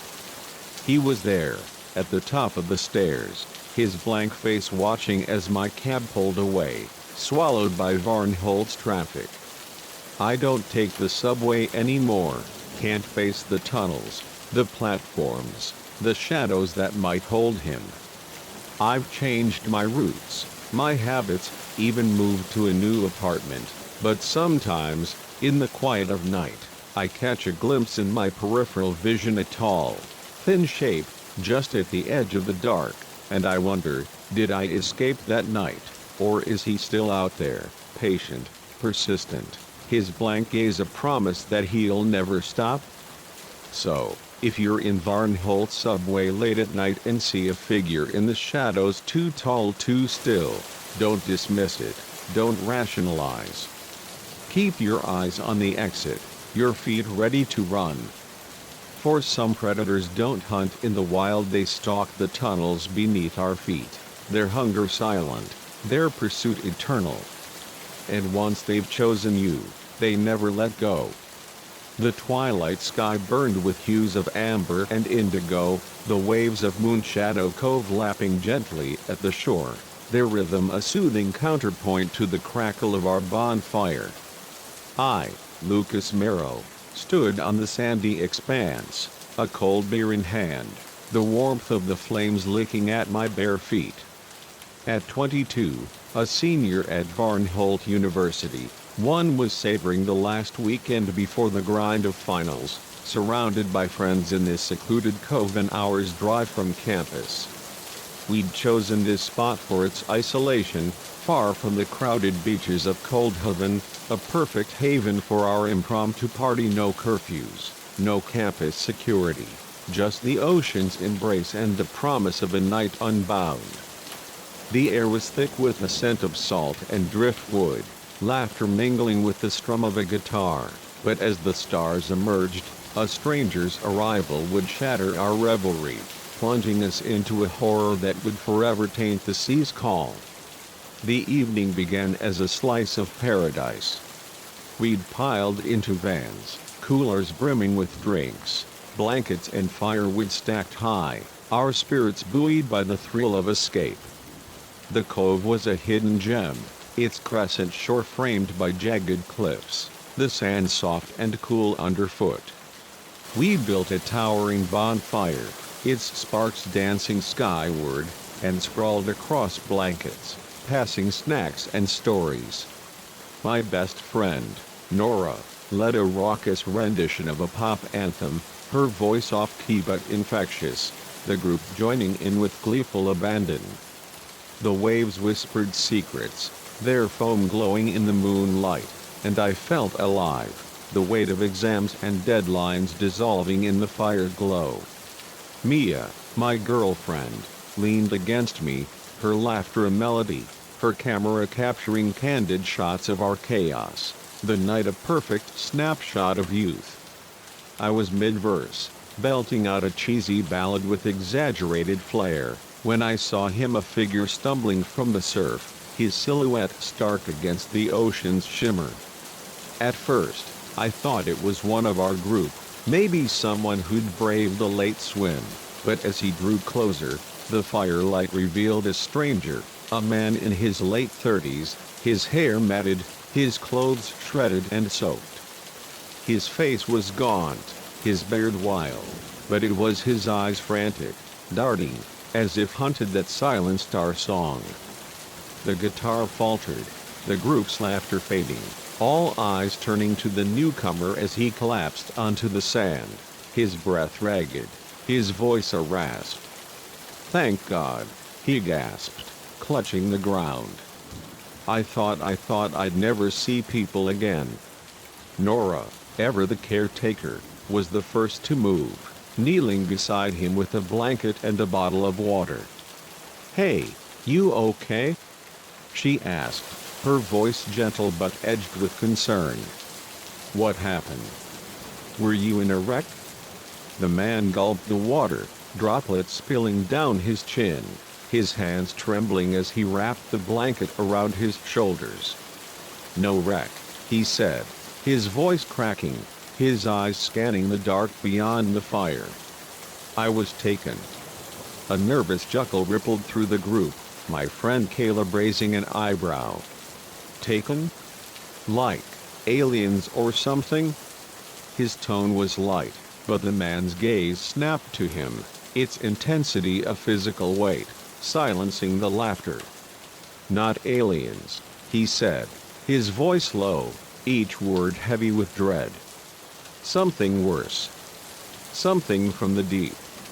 He began to speak, his story a cascade of horror that stretched belief, yet his haunted expression held us captive. He claimed to be a marine researcher, part of an expedition studying deep-sea ecosystems off Varnholt's coast. Their vessel, equipped with cutting-edge submersibles, had ventured into uncharted trenches, seeking creatures unseen by science. On their fourth dive, something attacked a colossal entity, its tentacles crushing steel, dragging their sub into the abyss. He awoke in an underwater city, a maze of stone structures, ancient yet alive, pulsing with an unnatural energy. The inhabitants were humanoid but wrong-scaled skin, webbed claws, eyes like oiled slicks that reflected no light. "They kept us," he said, his voice trembling, "studied us, changed us. I saw them turn people into things, hybrids, not human anymore." He'd escaped during a seismic tremor, finding an air pocket, swimming for days until he washed ashore here, in Moonshadow Cove. His words hung in the air, the fires crackle and the waves whisper the only sounds, our group frozen, torn between disbelief and a creeping dread. I wanted to laugh, to dismiss it as the ravings of a shipwrecked man, but his eyes raw, unblinking held a truth I couldn't ignore. "You don't believe me," he said, reading our silence. "I wouldn't either. But they're real, and they're coming. They've waited millennia, watching us, and now they want the surface." A chill settled over me, the fire's warmth no match for the fear coiling in my gut. I opened my mouth to respond, but a scream shattered the night. Lila, who'd wandered toward the water's edge, stumbled back, her face pale, her finger pointing at the sea. "There's something out there," she cried. I saw eyes. We rushed to her, peering into the dark, the waves glinting under the moon. At first, nothing, just the endless roll of water, its surface unbroken. Then, a ripple, a flash of movement, and I saw it, an arm, elongated, glistening with scales, ending in claws that curved like scythes, breaking the surface before vanishing. Gasps rippled through the group, the strangers whisper a knife in the silence. "They have found me. They have found us." Panic erupted, our idyllic night fracturing into chaos. We scrambled back to the bonfire, huddling close, eyes scanning the water. More shapes emerged, dark forms gliding just beneath the surface, circling our cove with predatory grace. "We need to get to the cars," Nora shouted, her voice cutting through the fear, but the path to our vehicles wound through dense woods, forcing us to turn our backs on the sea, a risk that felt like suicide. Before we could decide, a sound like tearing flesh rent the air, and a creature burst from the waves. The firelight revealed its horrid glistening scales, bulbous eyes that glowed with a sickly sheen, a maw bristling with needle-sharp teeth. Screams erupted as it lunged, its webbed claws snatching Caleb, dragging him toward the water, his cries cut short as he vanished beneath the surface. More creatures followed, a wave of nightmares, their bodies twisted, their movements a grotesque blend of crawl and slither, part human, part something ancient and vile. I stumbled back, tripping over a driftwood log, the sand cold against my palms as I scrambled up. "The fire!" the stranger yelled, his voice a beacon in the chaos. "They hate the fire. It's your only chance." I seized a burning branch, its heat searing my hand, and thrust it at a creature lunging for me.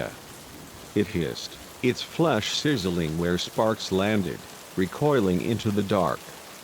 "Everyone, grab something burning," I shouted, my voice raw. "Form a circle." Those of us left obeyed, wrenching branches from the fire, our makeshift torches a fragile wall of light.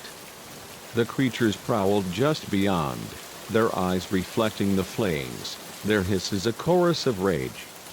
We stood our ground, waving the torches, the heat blistering our skin, the smoke stinging our eyes. The night stretched into an eternity, each scream from the water a friend taken, a life extinguished, chipping away at our sanity. Lila fell, her torch dropping, and a creature dragged her under, her final cry a wound I'd carry forever. The stranger fought beside us, his own torch a defiant flame, but his face was grim, as if he knew the cost of survival.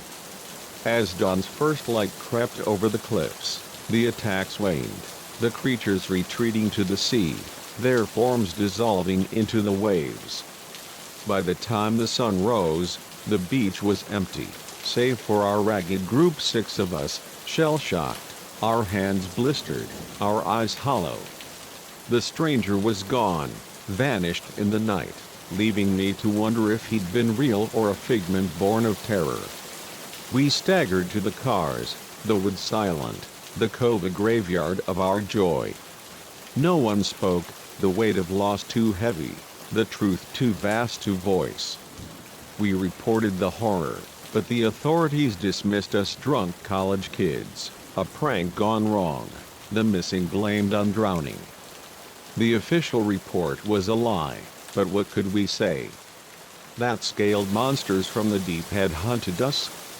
Moonshadow Cove was sealed off, a safety hazard, but I know they're still there, waiting in the depths. I haven't returned to a beach, can't face the ocean's call, its waves a siren song of dread. The nightmares are relentless, those eyes, those claws, the screams of those we lost. I tell this story to warn you, if you're on a beach at night and see shapes in the water, don't linger, don't dismiss. Run, keep the fire close, and pray you're faster than the things that hunt from the deep. For in Moonshadow Cove, the sea holds secrets older than time, and their hunger for the surface is never sated. The late afternoon sun bathed Willow Park in a golden glow, its rays filtering through the sprawling oaks, casting dappled shadows across the playground's vibrant slides and swings. I, Elena Carver, sat on a weathered bench, the creak of its wooden slats a familiar comfort, my phone in hand as I scrolled through work emails. A single mother at 34, I'd built a life in Coldhaven's quiet suburbs, balancing a demanding marketing job with raising my 6-year-old son, Liam. The park was our sanctuary, a haven where Liam's boundless energy found release, his laughter balm for the stresses of my day. That Saturday, the air was warm with the promise of summer, alive with the squeals of children and the murmur of parents, the scent of freshly cut grass mingling with the tang of sunscreen. But as I glanced up to check on Liam, a fleeting glimpse of a suspicious van would spark a terror that would shatter our world, a nightmare where minutes stretched into eternity and my son's absence became a wound that would never fully heal. Willow Park was a cornerstone of our routine, a place where Liam could climb and run while I stole moments to catch up on tasks or simply breathe. That day, he bounded from the car, his sneakers kicking up dust, his brown curls bouncing as he made a beeline for the swings, his favorite. "Push me, Mommy," he'd called, his grin wide, and I'd obliged, my hands gentle on his back, his giggles soaring with each arc. After a while, he darted to the sandbox, joining a cluster of kids building castles, their chatter a lively hum. Satisfied he was safe, I settled on the bench, my eyes flicking to him every few minutes, his blue jacket a bright beacon in the crowd. The playground was a kaleidoscope of motion, children scaling monkey bars, sliding down chutes, parents snapping photos or chatting nearby, the scene so familiar it lulled me into a false sense of security. As I tapped out a quick reply to a colleague, my gaze drifted to the street bordering the park, where a white van idled, its paint chipped, its windows tinted to an impenetrable dark. It wasn't unusual to see unfamiliar vehicles. Coldhaven was a growing town, but something about this one sent a shiver down my spine, a prickle of instinct that tugged at my focus. Its stillness was wrong. No driver visible, no movement to suggest a parent picking up a child. I shook it off, chiding myself for paranoia, and returned to my phone, the email's urgency pulling me back. Minutes slipped by, the playground's noise a steady backdrop, until a sudden quiet from the sandbox snapped my attention.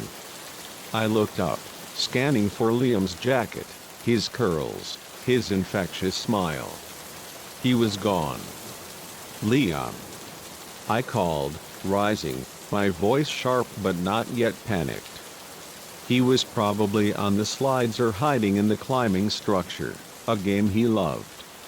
I circled the sandbox, my eyes darting, but he wasn't there, nor on the swings, nor weaving through the crowd. "Liam, honey, where are you?" I called louder, my heart quickening, a cold knot forming in my stomach. Other parents turned, their faces shifting from curiosity to concern, a few joining my search, calling his name. I checked the play structures, peered under benches, my voice rising, each unanswered call tightening the knot into dread. The van. The realization hit like a blow, my eyes snapping to the street, but the spot where it had idled was empty, the van gone, its absence a silent accusation. My legs trembled as I sprinted to the curb, scanning the road, praying for a glimpse of white, But the street was quiet, lined with parked cars and oblivious pedestrians. Panic surged, a tidal wave that drowned reason. I fumbled for my phone, dialing 911, my voice shaking as I described Liam, 6 years old, brown curls, blue jacket, last seen in the sandbox. The operator's calm questions were a lifeline, but each second felt like a theft, each moment without Liam a wound. Police arrived swiftly, their sirens a jarring intrusion, officers cordoning off the park, questioning parents, their radios crackling with urgency.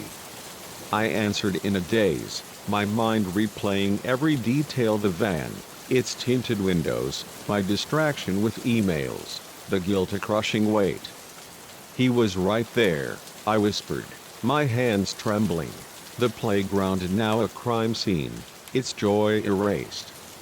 Hours bled into dusk, the search expanding, volunteers combing the park, the woods beyond, their calls for Liam a haunting echo. I sat on the bench, surrounded by neighbors offering water, blankets, their words a blur: he'll turn up, kids wander, stay strong. But my eyes were locked on the empty sandbox, willing him to reappear, his laughter to break the silence. Days turned to weeks, a relentless nightmare of police briefings, press conferences, and sleepless nights. Liam's face was everywhere: news channels, missing posters taped to lampposts, his smile a ghost that haunted me. I took leave from work, my life consumed by the search, each lead a flicker of hope snuffed out by dead ends.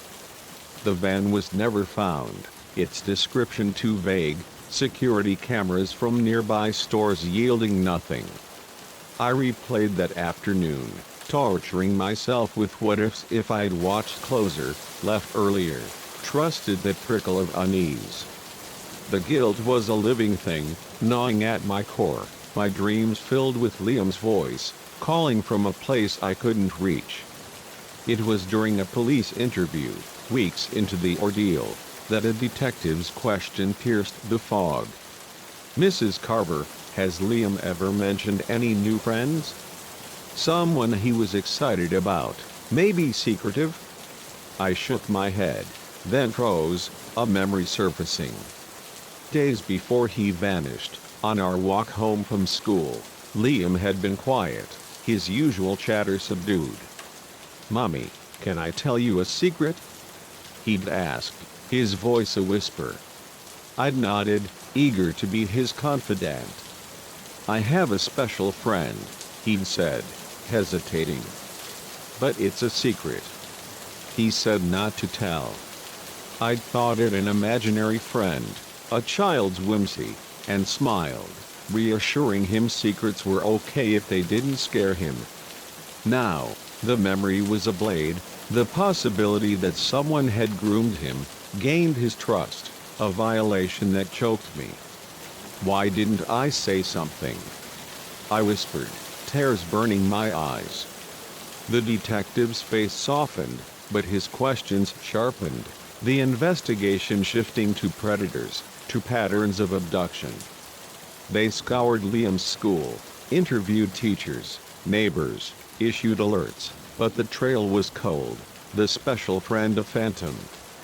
The weeks stretched, hope a fragile thread fraying with each passing day, my life a vigil of waiting, of staring at the door, praying for Liam's return.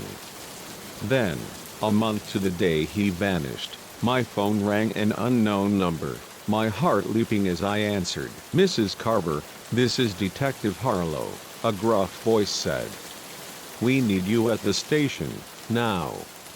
My breath caught, 1,000 scenarios flashing. Liam found, safe, or the unthinkable. "Is he okay?" I asked, my voice breaking. "Just come quickly," Harlow said, his pause a weight I carried through the drive, the longest of my life. At the station, the air buzzed with urgency, officers moving with purpose. Harlow met me, his face a mask of caution. An hour ago, a diner owner in a town 180 miles north called 911. A boy matching Liam's description was wandering their lot, alone. My knees buckled, hope and fear colliding.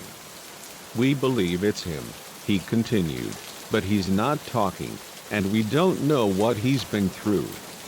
Prepare yourself, Elena. It's a long road ahead." The reunion was a bittersweet fracture. Liam stood in an interview room, smaller somehow, his curls matted, his eyes wide and wary, a stranger's caution in place of his boundless joy. I knelt, arms open, but he hesitated, stepping into my embrace with a tremor, his small frame rigid, as if unsure of his welcome. I held him, tears streaming, vowing to mend what was broken, to make him feel safe again. But his silence was a wall, his voice locked away, his gaze darting as if expecting shadows to emerge. The months that followed were a labyrinth of healing. Liam's nightmares were relentless, his screams waking us, his body curled tight as if warding off unseen threats. Therapists, specialists, worked to unlock his trauma, but he spoke in fragments, his memories a fog. Slowly, we pieced together a horror. His special friend had lured him from the park, promising a magical adventure, a ride that led to a month of captivity, the details mercifully blurred in his young mind. The man was caught, a predator with a trail of victims, his conviction a hollow victory against the scars he'd left. Liam's silence gave way to halting words, his laughter returning in fits, but he was changed, his childhood shadowed by a fear I couldn't erase. I became an advocate, channeling my guilt into action, speaking at schools, pushing for stricter laws, teaching parents to trust their instincts. Liam is back in school, making friends, his smile a fragile echo of the boy he was, but each night, as I tuck him in, I'm overwhelmed by gratitude and dread. Willow Park taught me a truth I carry like a wound. Monsters don't just lurk in stories, they hide in plain sight, in vans parked too long, in secrets whispered to trusting children. So, hold your kids close, talk of safety, watch the shadows. If you see a van that doesn't belong, a stranger too attentive, act, because in those fleeting moments, a parent's vigilance is the only shield, and every second counts. The midday sun bathed Oakshade Park in a warm, golden haze, its light filtering through the sprawling maples, casting playful shadows across the playground's colorful slides and climbing structures. I, Nora Fielding, sat on a sun-warmed bench, the faint squeak of its metal frame a familiar comfort, my phone resting in my lap as I stole glances at my two boys. At 35, a graphic designer and single mother in the quiet suburb of Arnholt, I'd carved out a life of routine and love, balancing deadlines with the joyful chaos of raising 7-year-old Caleb and 5-year-old Finn. Oakshade was our haven, a place where their laughter drowned out the hum of adult worries, where Caleb's daring climbs and Finn's boundless energy found a stage.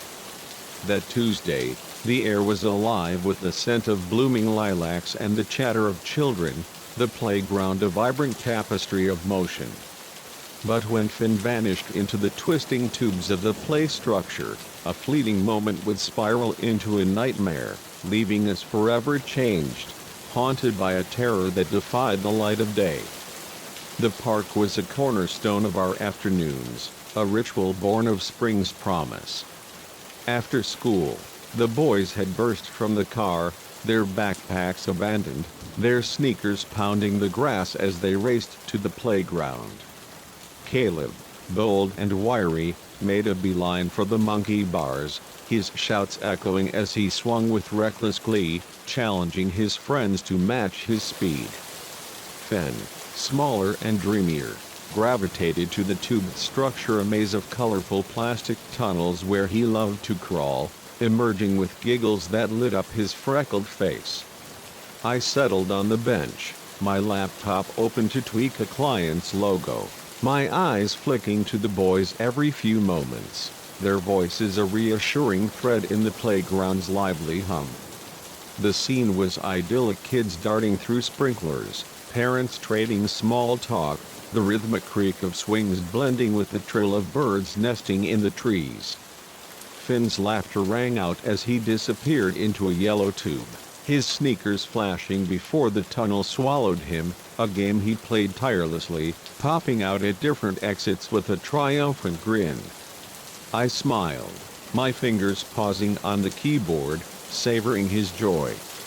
Caleb was a blur on the monkey bars, his competitive shouts drawing a small crowd of cheering kids. I returned to my work, the logo's curves demanding focus, the playground's noise a steady backdrop. Minutes slipped by 5, 10, 15 until a sudden hush from the tube snapped my attention. Finn's giggles had stopped, his usual reappearance delayed. "Finn?" I called, setting my laptop aside, my voice light, expecting him to poke his head out, his eyes sparkling with mischief. No answer. I stood, scanning the structure, its red, blue, and yellow tubes twisting like a labyrinth against the sky. "Finn, buddy, time to come out." I called again, louder, a twinge of unease creeping in.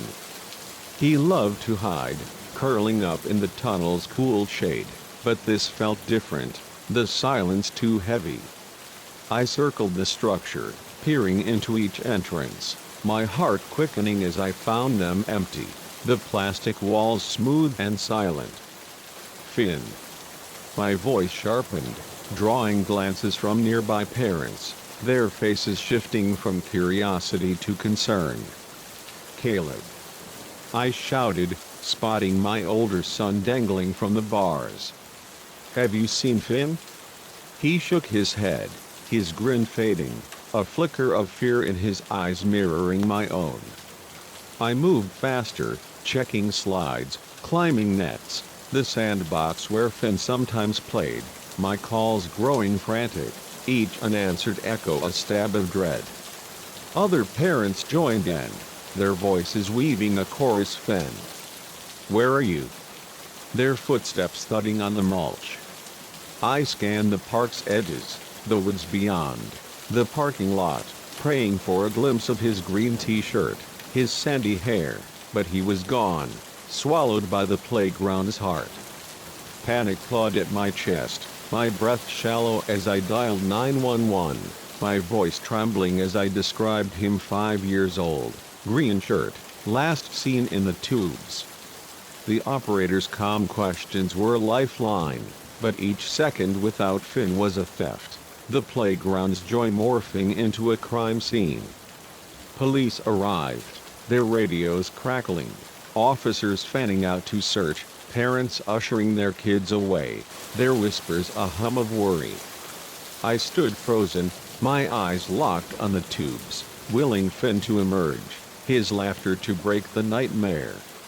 "He was right there," I whispered to an officer, my hands shaking, the guilt a crushing weight. If I hadn't looked at my laptop, if I'd watched closer. Just as I braced to call my ex-husband, to shatter his world too, a small voice broke through. "Mommy?" I spun, my heart lurching.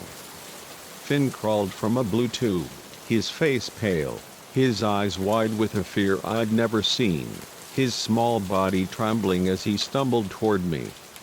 Relief flooded me, so intense I nearly collapsed, rushing to scoop him up, his warmth a miracle against my chest.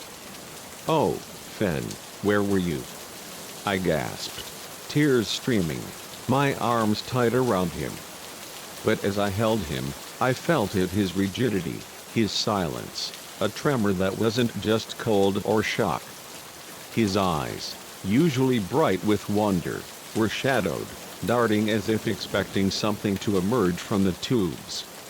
"Sweetie, what happened?" I asked, kneeling to meet his gaze. "Were you stuck?" He shook his head, his lower lip quivering, his voice a whisper. "I can't tell."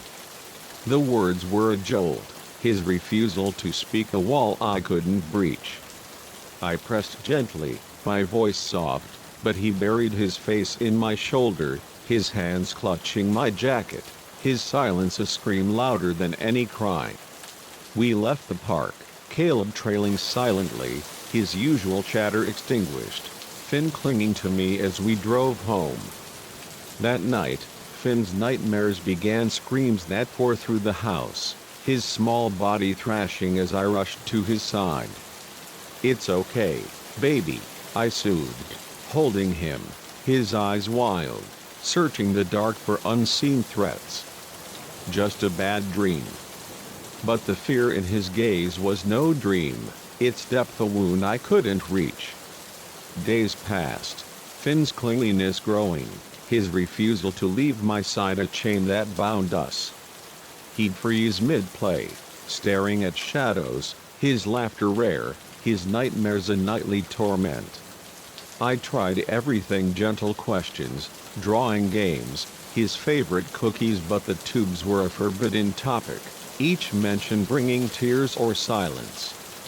Desperate, I booked an appointment with Dr. Lila Weston, a child psychologist specializing in trauma, her office a calm oasis of soft colors and stuffed animals.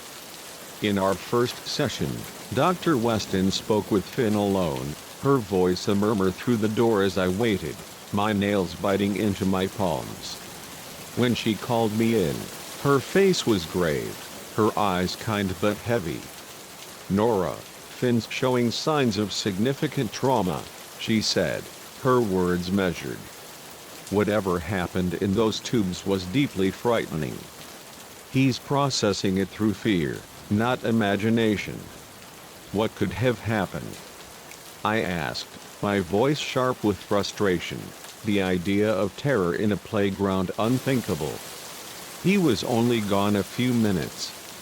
She hesitated, her pen tapping her notepad. "To Finn, it felt much longer.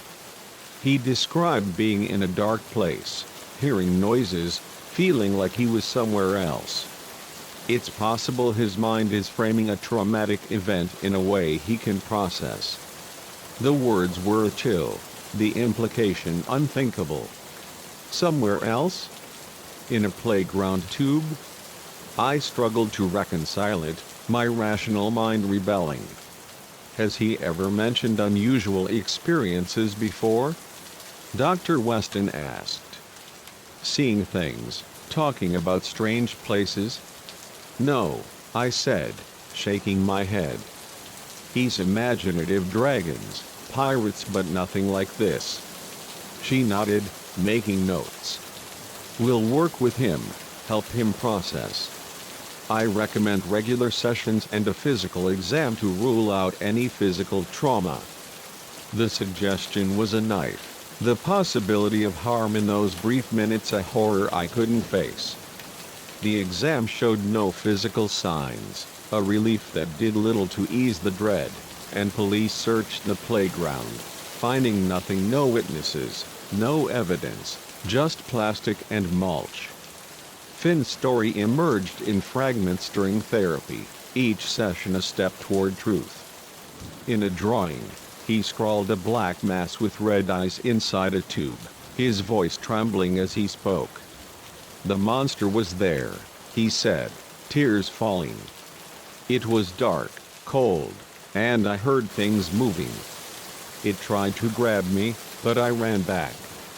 Dr. Weston suggested it was a coping mechanism, a way to process a frightening encounter, perhaps with a person, but Finn's conviction, his fear, shook my certainty.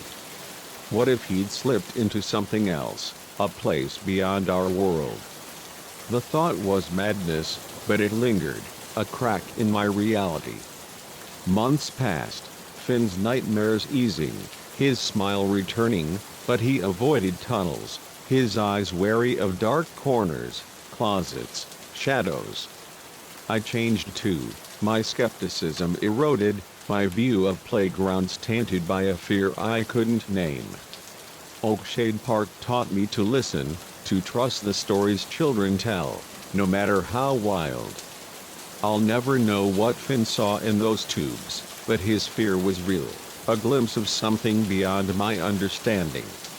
So, if your child hesitates at a playground, speaks of monsters in the dark, don't dismiss it. Watch, listen, hold them close. For in the bright, ordinary places of our lives, there may be doorways to shadows we can't see, and sometimes, the line between our world and the unknown is thinner than we dare believe. The dusk air was heavy with the scent of damp moss and decaying leaves as I pedaled my bike along the winding trail of Hollow Creek, the gravel crunching beneath my tires in a steady rhythm. I, Mia Langley, a 17-year-old high school junior from Coldhaven, had ridden this path through Thornwick's outskirts countless times, its quiet beauty a refuge from the chaos of exams and family dinners. The creek's gentle gurgle and the rustle of willows were a balm, the trail a secret I shared with few, looping through forgotten woods and past abandoned homesteads. That evening, with the sun sinking behind the hills, casting long shadows that danced like specters, I was racing to beat the dark, my backpack light with just a water bottle and my sketchbook. But when a whisper, not the wind, not the creek, but something alive and wrong slithered through the trees, my ride home would become a descent into terror, a race against a presence that knew my name and hungered for my fear. Hollow Creek was my sanctuary, a place where I could sketch the world's edges, gnarled roots, dragonflies skimming the water, the ruins of a 19th century mill crumbling into the earth. I'd discovered it years ago, a shortcut from school to home, its solitude a gift in a town where everyone knew your business. That day, I'd lingered too long at the mill, sketching its ivy-choked walls, losing track of time as the sky bruised into twilight. My phone was nearly dead, its battery a casualty of music and texts, and I pedaled faster, the trail's curves familiar but growing sinister in the fading light. The willows loomed, their branches swaying though the air was still, their shadows stretching like fingers across the path. The whisper came first as a faint hum, so soft I thought it was my imagination, a trick of the creek's flow or the wind's sigh. But it grew, resolving into a voice, low and sibilant, weaving through the trees. Mia, come closer, my heart stuttered, my pedals faltering as I slowed, my eyes scanning the woods. Hello? I called, my voice trembling, swallowed by the silence that followed. No one answered, but the whisper returned, sharper now. Mia, you're late. It wasn't my mother's voice, not a friend's, but something older, colder, its cadence curling around my name like a snare. I pedaled harder, my breath quickening, the trail's gravel spitting under my tires. The whisper followed, darting from tree to tree, now on my left, now behind, a chorus that seemed to rise from the earth itself. Stay, Mia, see what we see. My skin prickled, the air growing heavy, charged with a presence I couldn't see but felt, a weight that pressed against my back. I glanced over my shoulder, expecting a prankster, a classmate hiding in the bushes, but the trail was empty, the woods a wall of shadow, the creek's glint the only light beyond my bike's flickering headlamp. A shape flickered at the trail's edge, a figure, tall and thin, its outline blurred, as if woven from the dusk itself. It stood motionless, its head tilted, and though I couldn't see its face, I felt its gaze, a cold, unblinking stare that rooted me for a heartbeat. I swerved, my bike wobbling, and pedaled faster, my legs burning, the whisper now a chant. Mia, don't run, we know you. The figure moved, gliding parallel to the trail, its form flickering between trees, too swift, too fluid, A shadow that defied the forest's logic. Panic surged, my breath ragged as I pushed the bike to its limits. The trail's curves a gauntlet of roots and rocks. The whisper grew louder, weaving words I couldn't grasp, a language that twisted in my ears, ancient and wrong. More figures appeared, 3, then 5, their shapes indistinct but unified, their movements a synchronized hunt. They flanked me, their whispers a cacophony. "Stay, join us," see the dark, I screamed, the sound swallowed by the woods, my headlamp flickering, plunging the trail into fleeting darkness. The mill loomed ahead, its ruins a beacon of familiarity, and I veered toward it, abandoning the bike, its frame clattering to the ground. I stumbled through the ivy, the millstone walls cold under my hands, its interior a maze of collapsed beams and shadows. The whispers followed, echoing in the hollow space. "Mia, you can't hide," I pressed against a wall, my heart pounding, my sketchbook clutched like a shield, its pages crumpled in my grip. The figures gathered at the entrance, their forms shimmering, not solid but fluid, like ink spilled in water, their faces blank voids where eyes should be. I fumbled for my phone, its battery at 1%, and sent a desperate text to my brother, Mill. "Help. Now." The screen died, the darkness absolute, the whispers a tide that threatened to drown me. I crouched, my breath shallow, the air thick with the scent of mold and something sharper, like rotting bone. The figures glided closer, their forms brushing the edges of my vision, their whispers now a plea. "See what we see, know what we know." A cold touch grazed my arm, not flesh but shadow, its chill searing, and I stifled a cry, my body trembling as I pressed deeper into the mill's embrace.